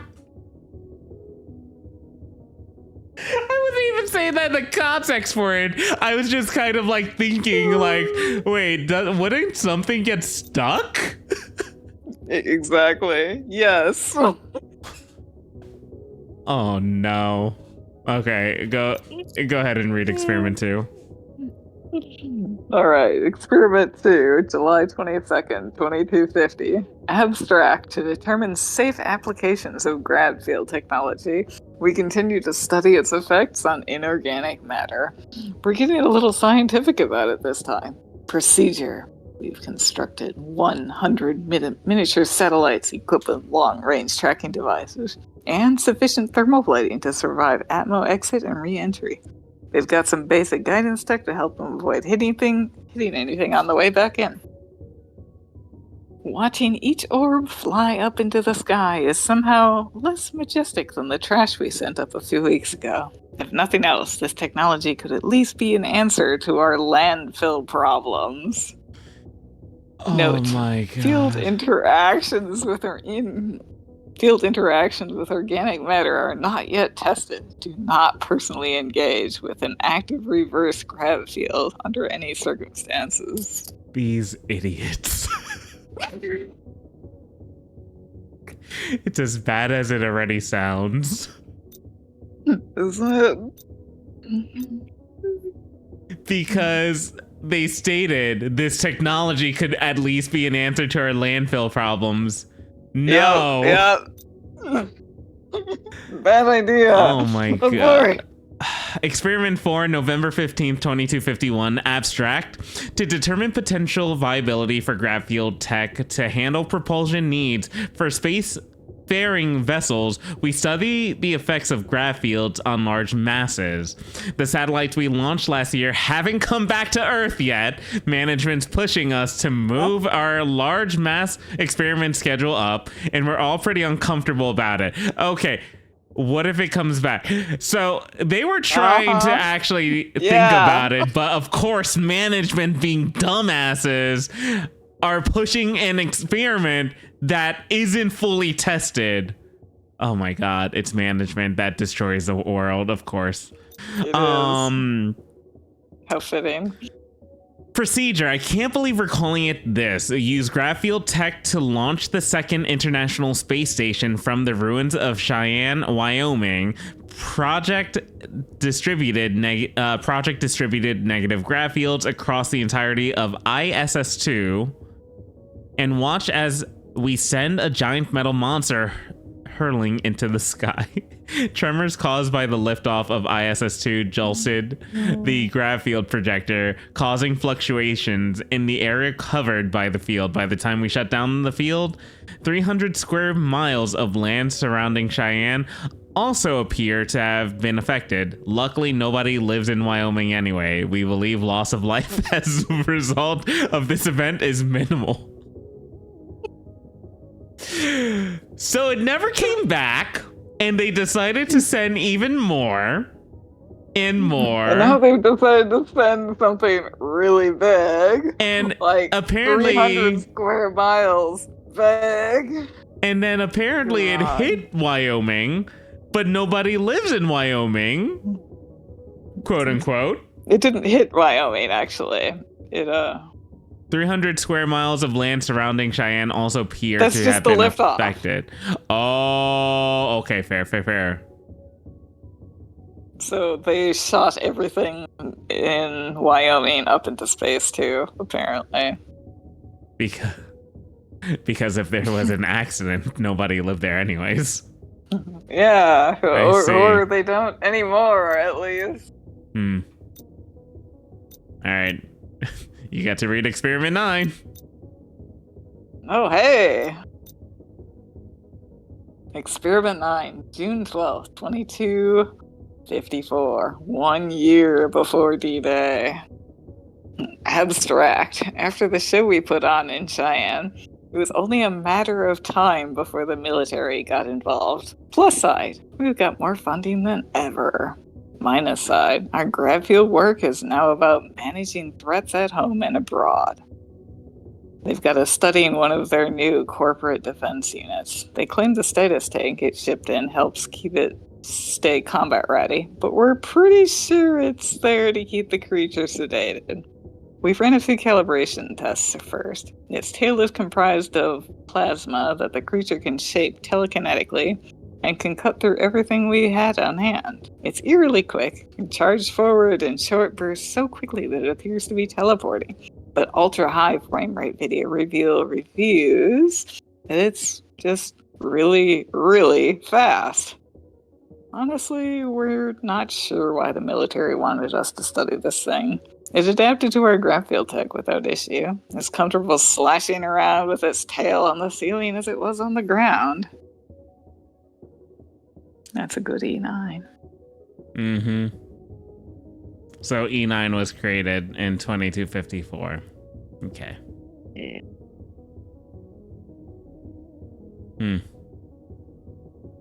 Okay. Satellite review, June 14th, 2254. 18 of our 100 satellite test units re-entered the atmosphere today. Long-range tracking indicates that dozens more are inbound over the next week. This is bad. Really? Who'd have thought? 17 of the returning units landed harmlessly in unpopulated areas. Guidance tech on the last one seems to have failed, and it leveled a house in Colorado Springs.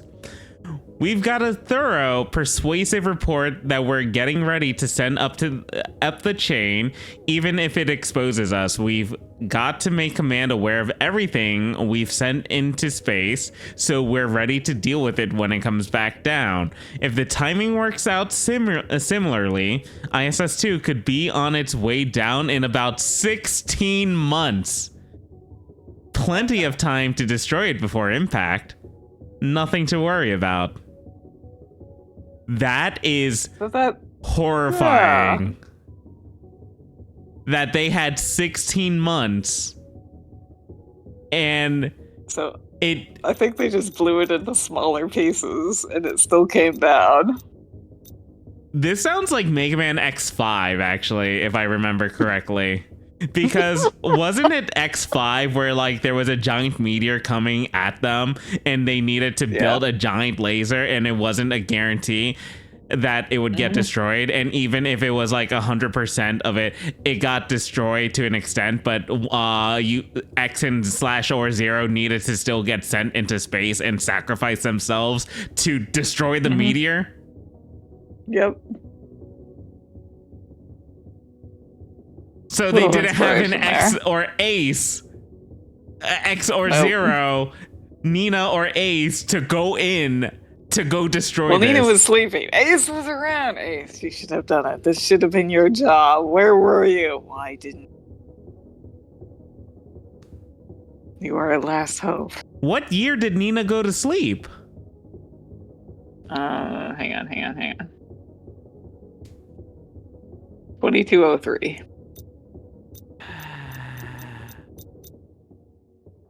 So, 50 years ago. Yeah. So, as we read in the weather reports, and as I stated that they didn't have a forecast that, something was gonna happen. In the graph field The air is notes, heavy, pregnant with they had possibility. 16 months. And this is literally humanity destroying They do. itself. Yep, sure is.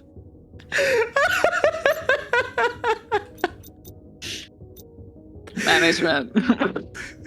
Management. I'm reading E9 right now.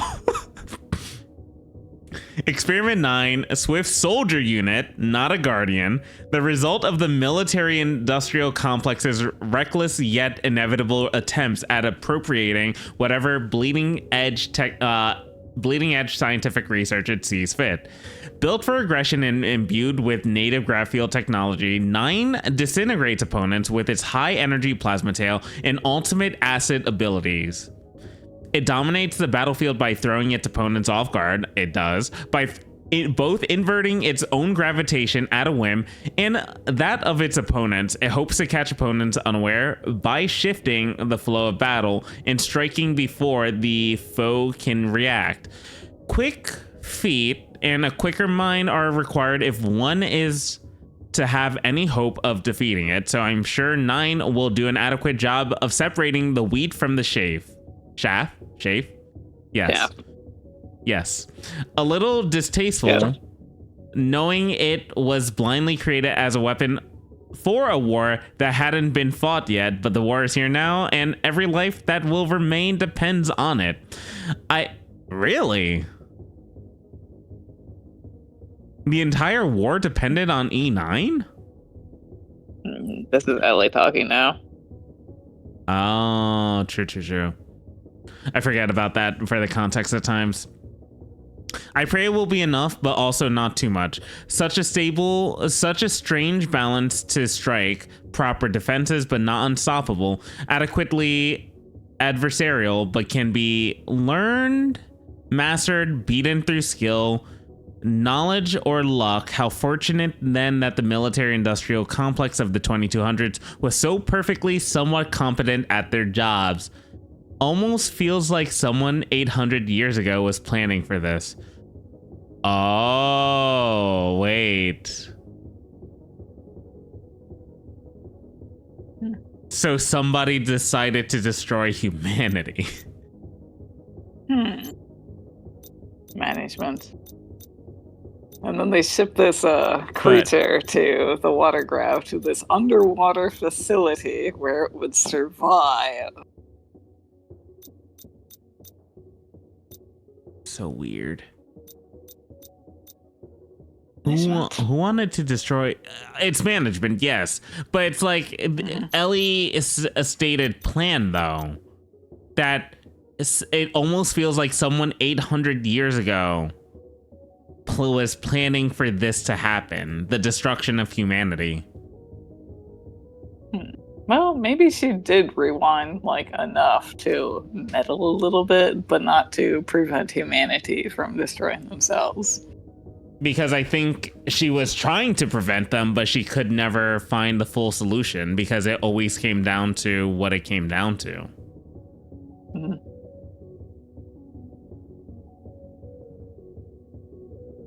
And maybe there was a line about in the Lethal Tempo one about if she rewound herself too much, then she wouldn't know what to do or what was going on. Like, she'd lose too much. Yeah. Interesting. All right. So that's probably the upper limit of as much as she could rewind without just forgetting why she was even there. Yeah. I don't know. All right. Let us actually read.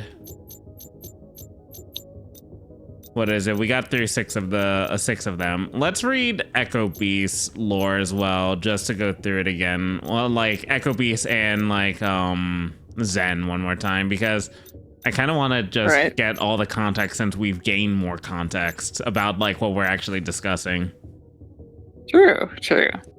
Echo Beast, slothful guardian. So lazy, in fact, that to document it would be the most energy ever spent on or by it. So, I've decided to let our Deep V system write it instead. Here goes. The AI system. Echo Beast stands as a testament to apathy amidst the chaos of the project. Unlike other guardians revered or feared by their inferiors, Echo Beast elicits only disdain and indifference.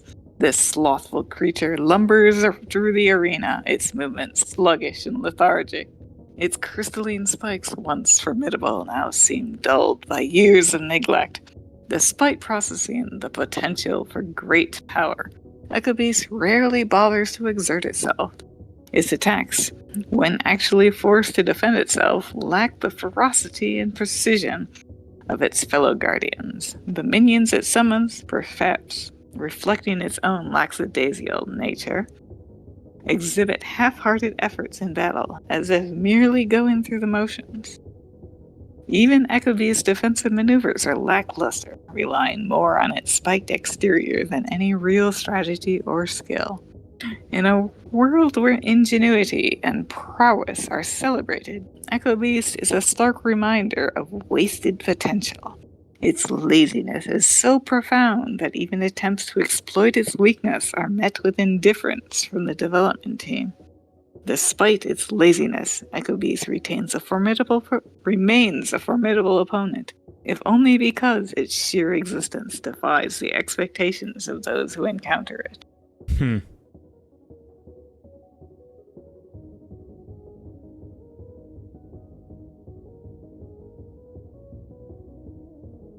I don't know what to say about Echo Beast, to be honest, because it just seems lazy and doesn't seem like it was kind of interacting with what was going on in the universe. Oh, He just but wants to listen to music all day. Huh? He just wants to listen to music all day. Well, there's that, but the thing is, he was a guardian as well, meaning there was some lore about Echo Beast that basically he ignored because he didn't care. He didn't. And it's funny because in Echo Beast's area is where you get the waveform collapse. Interesting. True. It collapses because of his laziness. Operative Report 1, target subterranean tunnel network, a suspected source of enemy comms. Mission, locate source of rogue signal, determine nature of communications, disrupt if necessary, avoid detection if I feel like it. So is this referring to Echo Beast at the moment? For Echo Beast mission? Findings. Tunnel system is vast and twisting. Initial signal locations failed.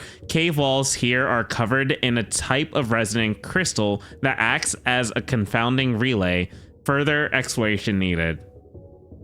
It sounds like they don't know what they're getting into at this point, and they're just looking for a weird signal and trying to figure out what it is. But I think the operative is actually Echo Beast. Could be. Because he says, avoid detection if I feel like it. Echo Beast doesn't feel like doing things. Exactly. So that's interesting. Because I never took the operative as like Echo Beast. I took it as like external operative, but that's an interesting idea. I kind of like it. Yeah. Operative Report 2. Objective, explore cave network. Determine nature of inhabitants. Recover resonant crystal. Samples for further study. Findings, cave is full of old corp defense units. Uncertain if occupants are still faithful. Mission parameters forbid interrogation to verify. Assume all defenses are hostile. Resonant crystals found, retrieving for further study. While holding them, I feel like I can hear my own voice.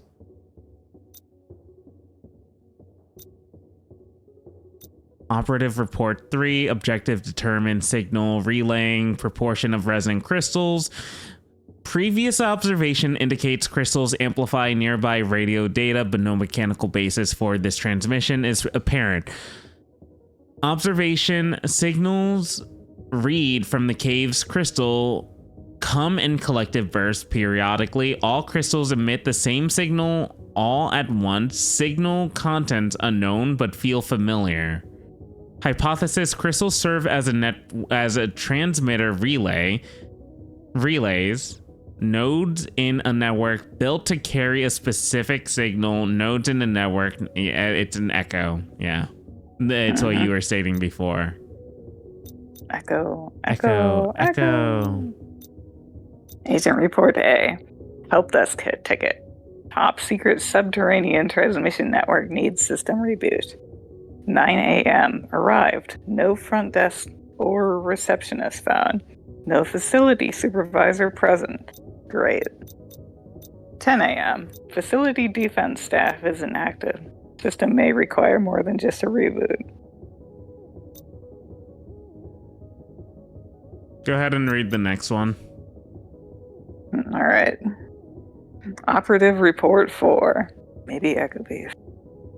Exploration objective. Determine signal source. Source. Signals. Findings. Finding. A guardian. Asleep. Dreaming. Is that me? A sense surrounding self. I resonate with the worlds around. So much more self here. The worlds bend, twist, and converge. Returning to their true seed, to their waveform collapse. So that second sentence right there, findings, a guardian asleep, dreaming is at me. That confirms that the operative is Echo Beast. It does sound like it, yeah.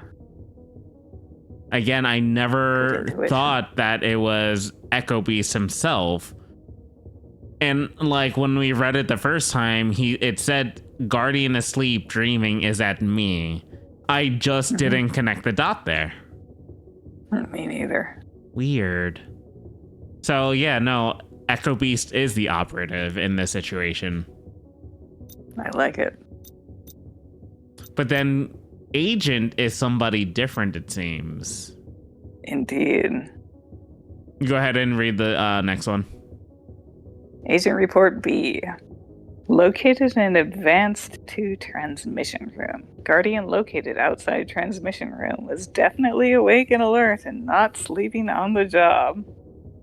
Transmission equipment shows no sign of dysfunction, but can't detect any outgoing signal. Attempting to reboot crystal transmission system. Failed. Reboot. Dysfunction. Dysfunction. I feel myself in this room. Myself, or the seed of myself, what I was, before all the division. The seed, the waveform collapse. So Echo Beast was actually on the outskirt of the transmission room, it seemed, for that time. And it's a possibility that he wasn't joking, that Echo Beast was possibly awake and alert and actually not sleeping. It's a possibility. I know it's Echo Beast. I understand that. But the thing is, it's like there was something going on with Echo Beast in Operative Report 4 where basically he was surrounded by himself. So it may have been where like all the waves, or all the multiverses started to like kind of converge into him. Yeah. And it could have actually awoken him during that period of time. But at the same time, it could have been that he was just asleep on the job, because it is Echo Beast. Dreaming. Is that me? Yeah. We just don't have Maybe dates they all around fell this. asleep together. Dates or times. And then let's also read the oh, that's so much. No, it's fine.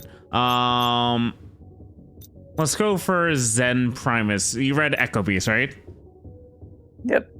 All right, Zen Primus, Guardian of the Faith, but in truth, more of a morale unit, as many leaders must be, designed as a living embodiment of my three admittedly quite selfish tenets: a stoic figure of peace, right, and even-headed about the everyday needs of our sequence, yet with the necessary power and conviction to defend his noble charge. The first Guardian I had the pleasure of designing specifically for sequence servitude purposes, and unfortunately one of the only ones actually originally designed to perform this task.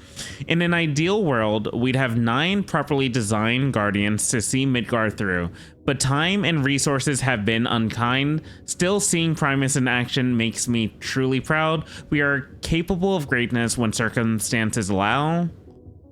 I feel slightly at unease designing something like Primus, like I'm just repeating the mistakes that humanity got here in the first place, installing religious figures and disseminating propaganda to galvanize the planet's remaining inhabitants to perform the task necessary for Midgar to fulfill its duty.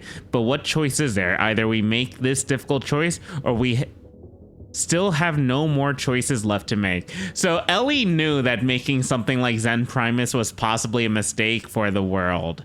But at the same time, Indeed. the world also is destroying itself out of stupidity, and she is trying to get it back into place, it seems.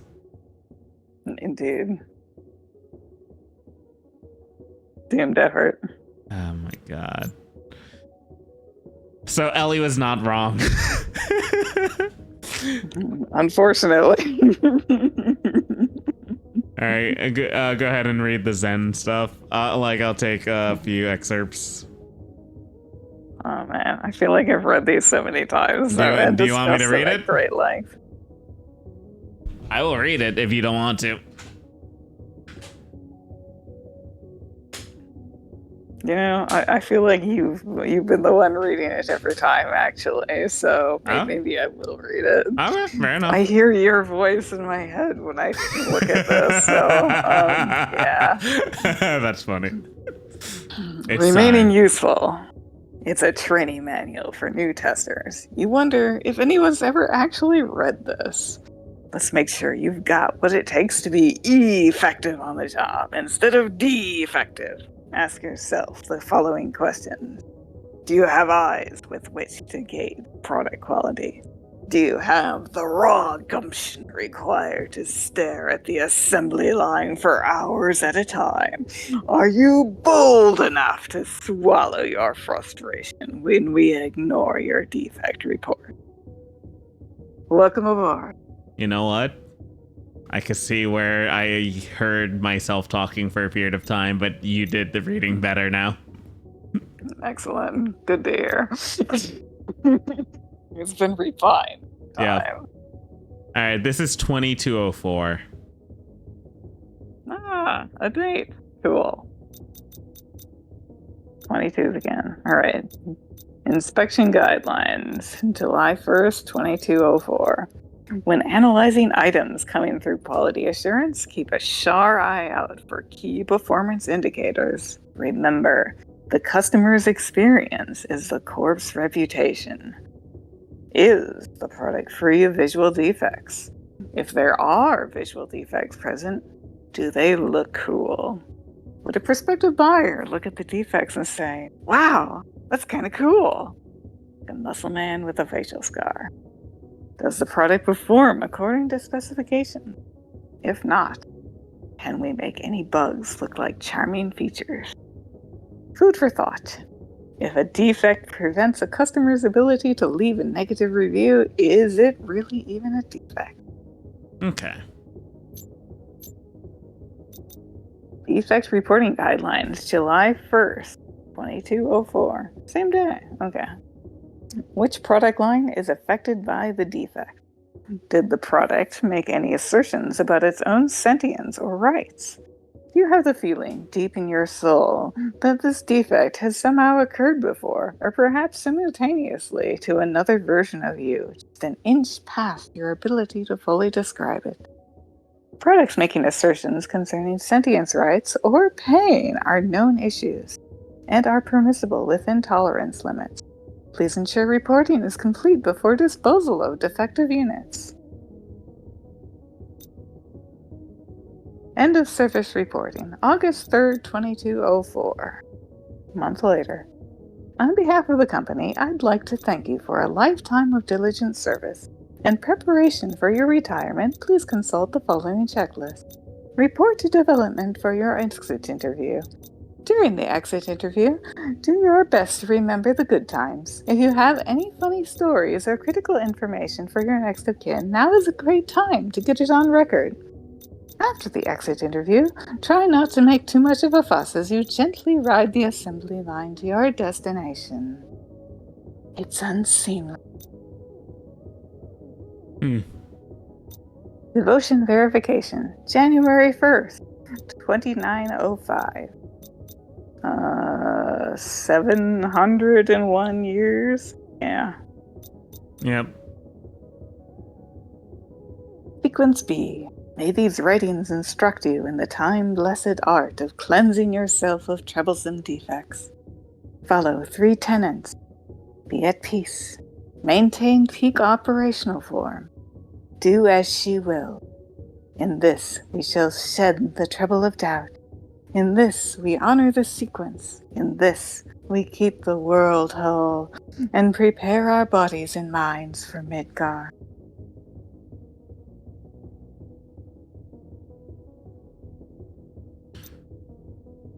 So we had. How do we even discuss this? A ton of defects were going on with the bots that were being made. It was around 2200. So this is near the time of 20XX to a degree at the very least. Shortly thereafter. Well, 20XX would be 2 centuries before this, actually. Yeah, but the thing about it, though, is that when humans were still alive. Humans were still alive, but at the same time, defects. The defects could be pertaining to Nina and Ace's copy bodies during that period of time. Because Sentience and rights. Huh? Sentience and rights. Yep. Because they were like kind of near what Reploids are in the like Mega Man X universe. They had sentience. How many robots actually had sentience? You know, I feel like this is more like the Mega Man Zero plotline in this part, actually. How so? Prepare for retirement. Defective units go away. But sometimes we ignore our defect reports and you can stay a little while and be useful. Everything is at peace in Neo Arcadia. Don't worry. Oh, I see it now. Okay. Fair enough. It's also funny that basically Zero and Nina are the ones that seal themselves off in like their respective universe. Indeed. Zero does it because of like trying to like conceal the virus that's inside of him, and he no longer wants to affect the world around him. But Nina seals herself off because she's a tool of war that no longer wants to be utilized like that. Yeah. Which is kind of similar, actually. Yeah. Zero is a tool of war still. Yeah, but I like how they made Nina more of Zero's parallel instead of X's parallel. Yeah. Oh, and didn't Ace say something about, like, maybe that would be his fate if they knew about him, so he somehow, like, kept his head down or something and didn't face the same social practices as Nina did? I think something along those lines, if I remember correctly. Alright, gotta keep moving a little bit. Oh my god, we have 4 boss lores to read and the letters. You know, actually, this might be a good segue into the capsule ones that we got for Nina. So line 3. Line 3? All right. H-4 plus clearance only. Viewing this document without authorization is a Class S felony, punishable by life in prison and posthumous simulated life that also is in prison. Sealing record Nina, August 4th, 2203. In response to mounting global panic about the outcome of Dr. Arlen Flatt's weapons work, subject has volunteered to undergo stasis sealing to ease international tensions about her capabilities and allegiance. Depending on who you ask, Nina is a beast of many forms. The Russians call her the N-Beast, believing her purpose is to assure American military dominance into the 23rd century. Haha, funny, considering that Americans or like humans destroy themselves. Americans call her everything under the sun, a secret communist, a rogue killer, a sleeper agent in service of a sinister hostile power.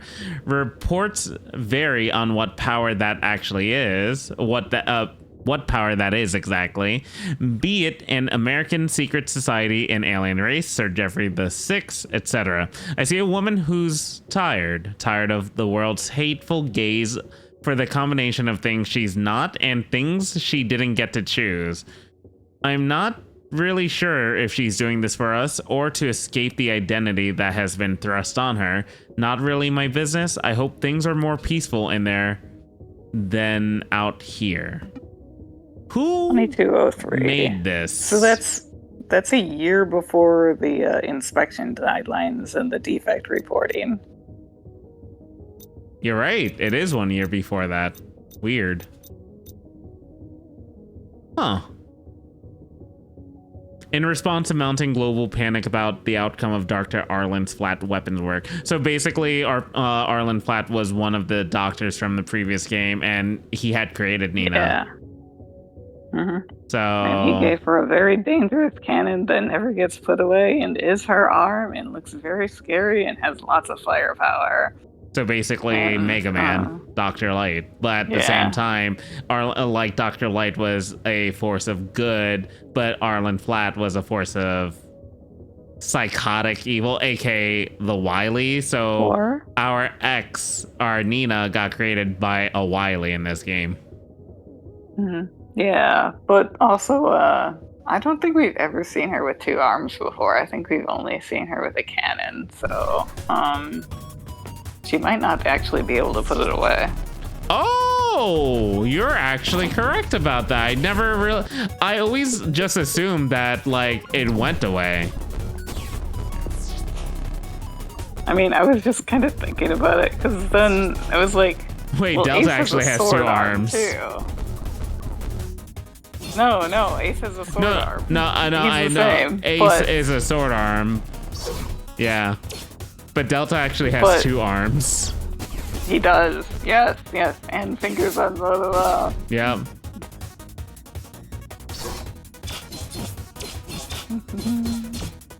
But I was thinking, like, because with Ace, he can at least, I mean, it's a sword that doesn't look as scary at first. No, it doesn't. It's like, oh, a cannon.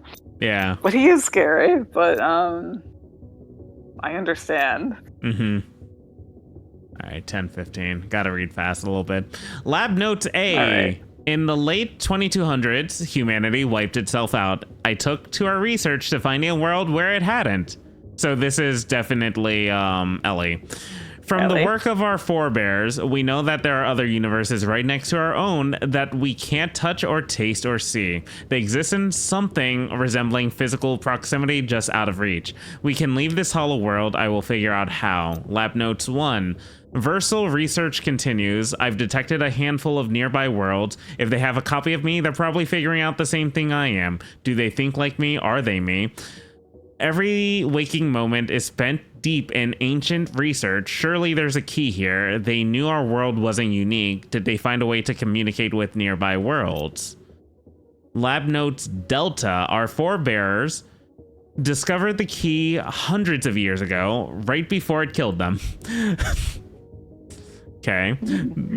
The contractor project, Ace and Nina, seem to have borne more fruit than previously thought. From them, I have created another, a glorious agent of change.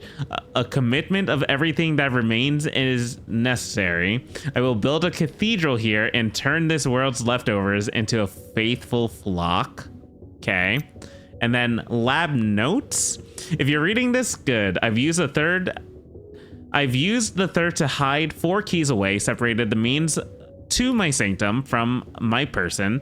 You'll have to do a little more than just kill me to find it. Material possessions in our world are a glorious burden. Shed them all and find new meaning in life. Become scrap incarnate and seek the factory. I sent one off in a rush job. I wonder if it ever arrived. And I left the last one with the third. With enough experimentation, I'm sure you'll find it. The third. All right. How do we know? You're right. But how would you have known to go to Zen Primus's world for that? You had an entire discussion about that when you reread Zen's Burning defects. Temple lore. Yeah. Okay. Yeah. Defects. 3 defects. Anyway, I think we should hop to Dr. Eleanor Flat next in the boss. That's fine. Oh my god, it has Flat in her name. It does. I'm so You forgot his stupid. name. I'm so dumb. We just didn't read this before, that's all. Yep. We can be forgiven. Ignorance is not stupidity. Do you want to read it? Or you want me to? Sure. Okay. Dr. Eleanor Flat. Me? I get an entry here too? So be it. I am Eleanor, and I recognize Dr. Arlen Flat for having given me breath in this world. In another life, I had dreams, affections, and a flightiness bordering on vagrancy in my studies. When the humans wiped themselves out, we took a nice quiet time to ourselves, then decided maybe the world was more interesting with them around. How might we reverse the damage done? We set to studying. On the fringes of the scientific theater lay several theoretical options, and we had all the time the world has to offer. Time travel, genetic reassembly, synthetic sentience, multi-universality. We set about these in breadth-first fashion, seeking which might bear fruit. Time travel thus far appears quite impossible. Reassembling and building humanity from scratch seems feasible, but could take millennia. There's so much of it that we don't yet understand. We built synthetic helpers, but not yet full sentience. We turned to the worlds beyond ours, to neighboring dimensions. We learned to communicate, saw other versions of ourselves, sent small amounts of data and material back and forth. Knew that this technology existed in the form of the old contractors, giving us a leg up on figuring it out. But slowly, our multiverse soul pen pals stopped responding. One by one, some alternate worlds we managed to form a data connection to just vanished, never to be heard from again. Perhaps we have less time to sort this out than originally believed. So now it's a multi-universal problem. Yep. Well, it's been a multi-universal problem, but it seems like it's gotten worse ever since the communication aspect that happened to it. Data and material back and forth is the old contractor technology. Okay, so this is actually the point I wanted to talk to you about with Log Horizon. Okay. So, with Long Horizon, the adventurers canonically are actually the people from original canon Earth who play in a little avatar and explore the universe and become part of that universe timeline. Yep. Yes, and they're celebrated in history, but they disappear whenever they log out. Yep. And I'm just kind of wondering if the old contractor technology works kind of like the adventurers, where they just kind of log in and out, making their little mark, sowing mayhem and chaos, not always coming back in the same spot. I don't know how to answer. We are the adventurers. We're setting our mark, and and every time we log out, we're no longer there. Perhaps. Or maybe the AI kicks in when we log out. Who knows? Are we body sharing with Ace and Nina and Delta? I would assume we're body sharing with them, yeah. That would actually make the most amount of sense, to be honest, if anything. Because it's like we give them form, and then we utilize them as a being. This is probably why they don't actually talk and have dialogue. Ah. Like, obviously minus, what is it? Delta. But we still give form to Delta. But that's only his NPC form. But, well, no, the thing is, we've also confirmed that Delta has multi-universal forms, too. And the other multi-universal forms of Ace is Devotion's End. The only one that doesn't have multi-universal forms showcased throughout all of this is Nina. But we fight Nina, too, there. No, that's 20XX Nina, not the sealed Nina. Oh, that's true. Like, Nina's the only one that doesn't have a multi-universal form. Like that. Point. And, you can even say Dally has a multi-universal point as well, because, Dally comes in and helps us, along with, we also take the form of Dally as well. But Nina is the only one who really doesn't. There is next to Dally who saves the world with us. But we do so 20XX Nina has that multi-universal form, but the one that doesn't is 30XX Nina in specific. There's something special about her, and obviously it states something with the sealed hero. That protagonist shine. Yeah. All right, gotta go a little bit faster. Sorry. Right, makes sense. Kerr, hardened. Midgar. Actually, Kerr. Or Kerr. Kerr. Let's go, Kerr. Okay. Kerr, hardened soldier unit of Forgotten Guardian, built in a bygone age, survivor of countless battles, even in spirit when not in body, dedicated only to loyalty and the thrill of battle, to give one's heart to something truly worth fighting for is life's only purpose, and to die in pursuit of a nigh impossible dream is the only worthy way to go. Of course.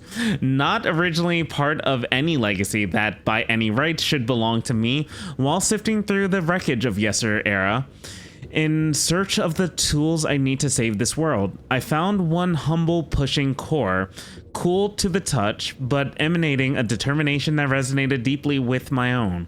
I returned it to my lab, of course, and somehow exhausted from the sojourn, promptly slept. I returned to the lab the next morning, eager to dive into the heart of Core's mysteries, but the lab was no more. Having understood my mission from a single touch, the creature reassembled itself overnight, reshaping the lab's metalwork to produce for itself a terrifying body, eager to return to the battlefield once more. Huh. So interesting. He sounds like a I will pay more attention kamikaze to him. soldier, if anything. Yeah, he does. Because he wants to go out in a blaze of glory, but is able to restructure himself as well. We do fight him multiple times. We do, but we made the assumption of that was multi-universe situations, but it's actually just him recreating himself, because he's the one that also kind of defies the timeline when we go back to get the key. Oh, that's true. Interesting, because he's on both ends at the same time simultaneously. Yeah, and it states at the end, having understood my mission from a single touch, the creature reassembles itself overnight, reshaping the lab's metalwork to produce itself its terrifying body. Yeah. He's a kamikaze soldier. Indeed. I'm very certain he is one of the bosses from 20XX2. He has to be. I can't remember. All right, Project Midgard. Do you want to read this one, or you want to read Devotion's End? Sure. Ultimate instrument of balance, multi-universal guardian. We tried to rewind time and failed, or ended up in exactly the same place. Hard to be sure. We tried regrowing humanity from available genetic material, but only ended up with inferior products. Much to our chagrin, we were unable to play God. After a century of failure, we turned our eye to the universes beyond ours, only to find a crush of worlds, bracing for impact. Only through a great cleansing may any of us remain. In our probing of the nature of the multiverse, we discovered we could send material from one to the next. And so we put this knowledge to use. Our world's labor and resources are insufficient to produce the complete beast in time. But working in tandem with the worlds around us, each local group can produce Midgar completely and empower it to aimlessly roam from world to world, devouring with a bottomless hunger until stopped by force. The serpent is essentially a multi-universal population control. High universal density inevitably causes the crunch, obliterating all worlds. The only way to prevent this is to keep multiversal density constant. But every instance to me we reach out to is identical to me. In a world identical to mine, only the ancient contractors from 1,000 years past are able to actually cause different impacts from world to world. So we'll tune the serpent's power and the gauntlet we build to protect it to be just strong enough that they fail often enough to allow Midgar to work, but succeed enough to protect what remains. Godspeed, hero.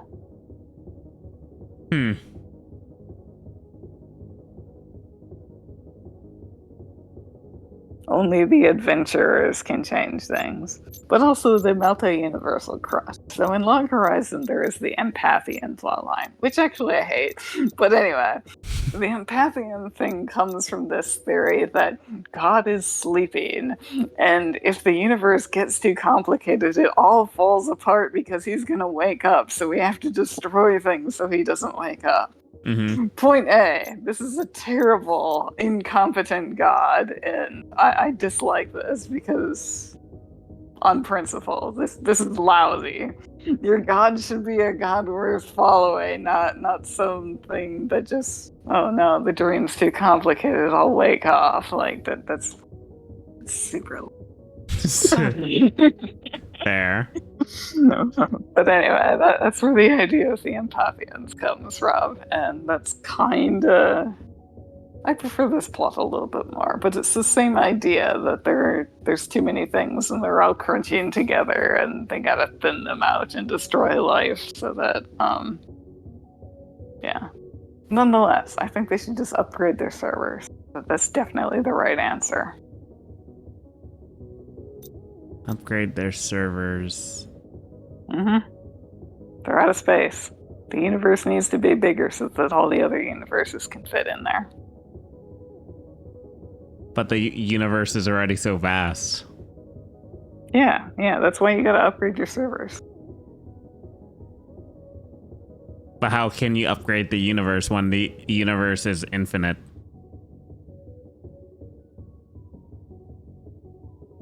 Well, that's Is the it issue upgrade? is that it isn't infinite. It's destroyed itself. It's running out of space.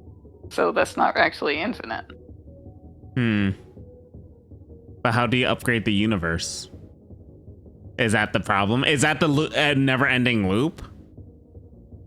I think that is... Well, the never-ending loop is... You're saying to upgrade the servers, but how do you upgrade your servers for the universe if basically if the universe is like basically like closing in on itself? How do you upgrade it? Do you have to just... I am proposing a solution that this game will not actually give me because we are stuck in the cycle of we have to stop Ellie enough times and destroy Midgar enough times, but Midgar also wins enough times that the universe stays at a constant instead of expand forever. Because expanding forever destroys it. The destruction of the universe is how you create more space.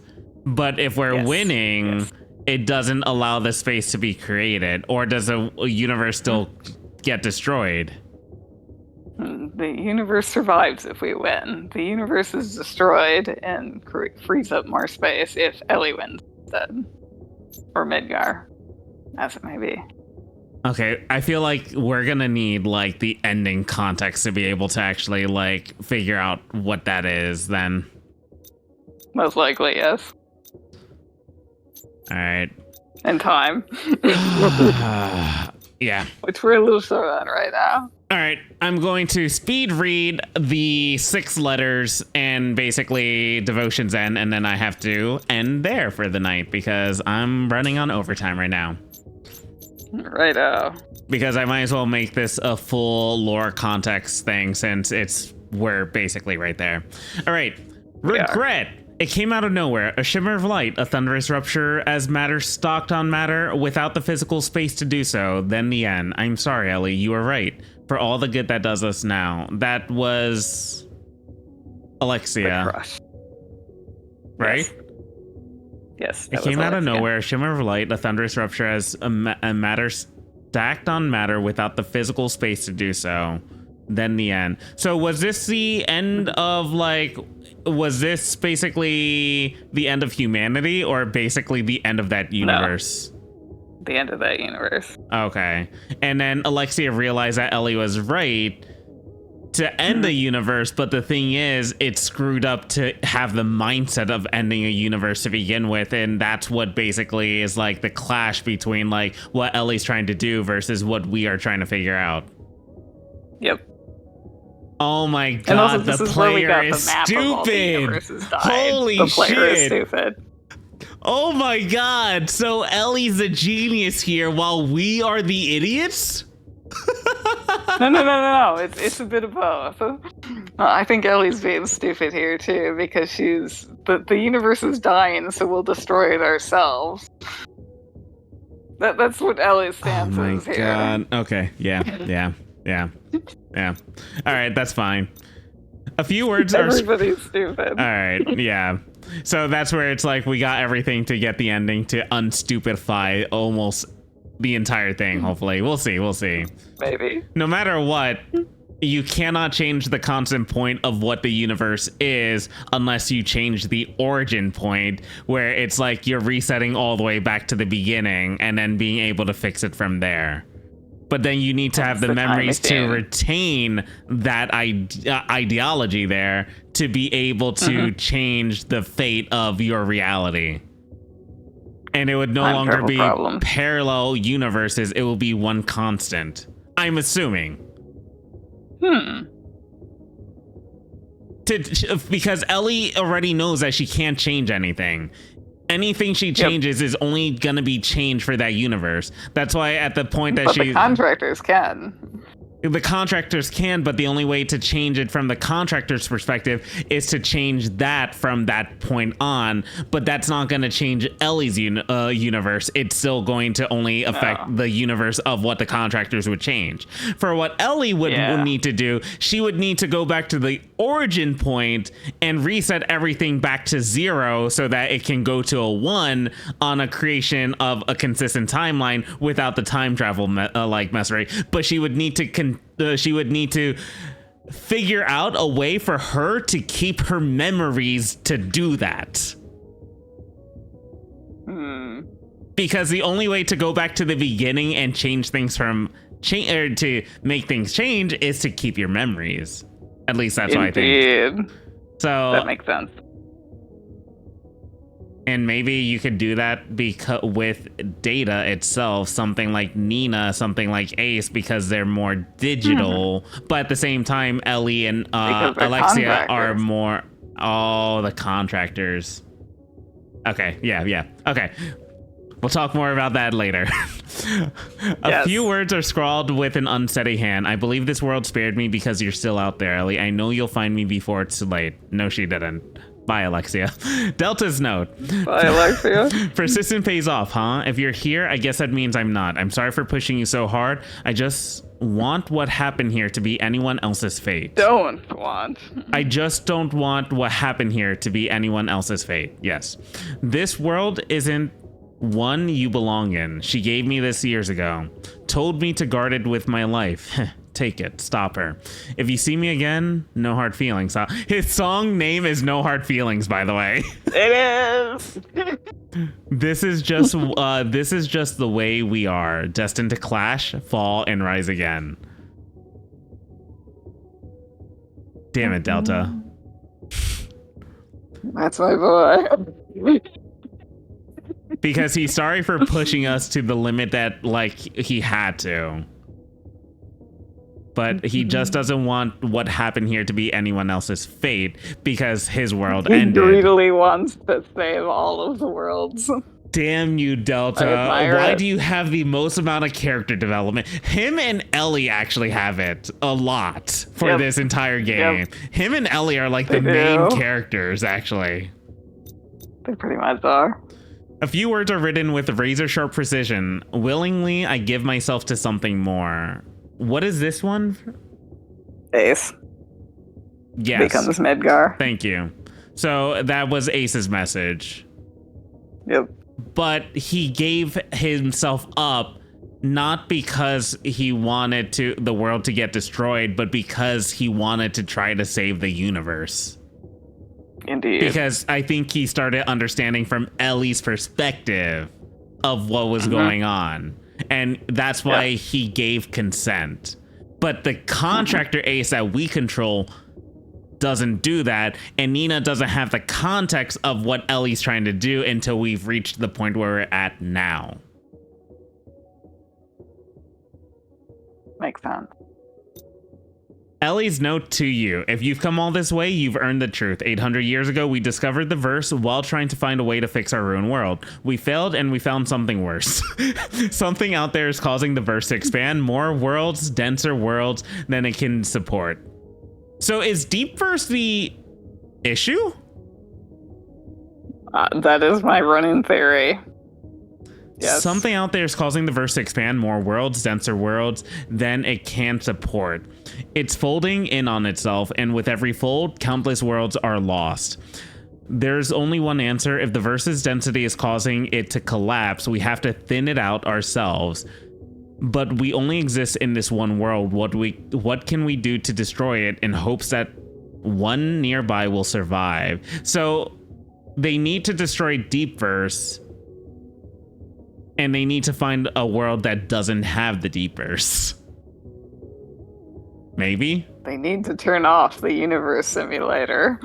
AKA deep But verse. that might destroy them too. But if there's one that survives... They are the simulation. Yeah, so we could be the simulation the entire time. Yep.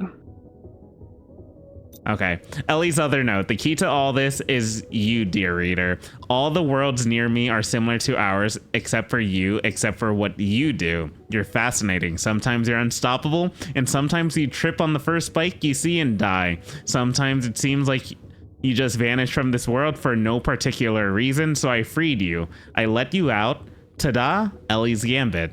I'm going to destroy every single world where you don't stop me. The worlds you save survive, and when you die, Midgard does its work and the world dies.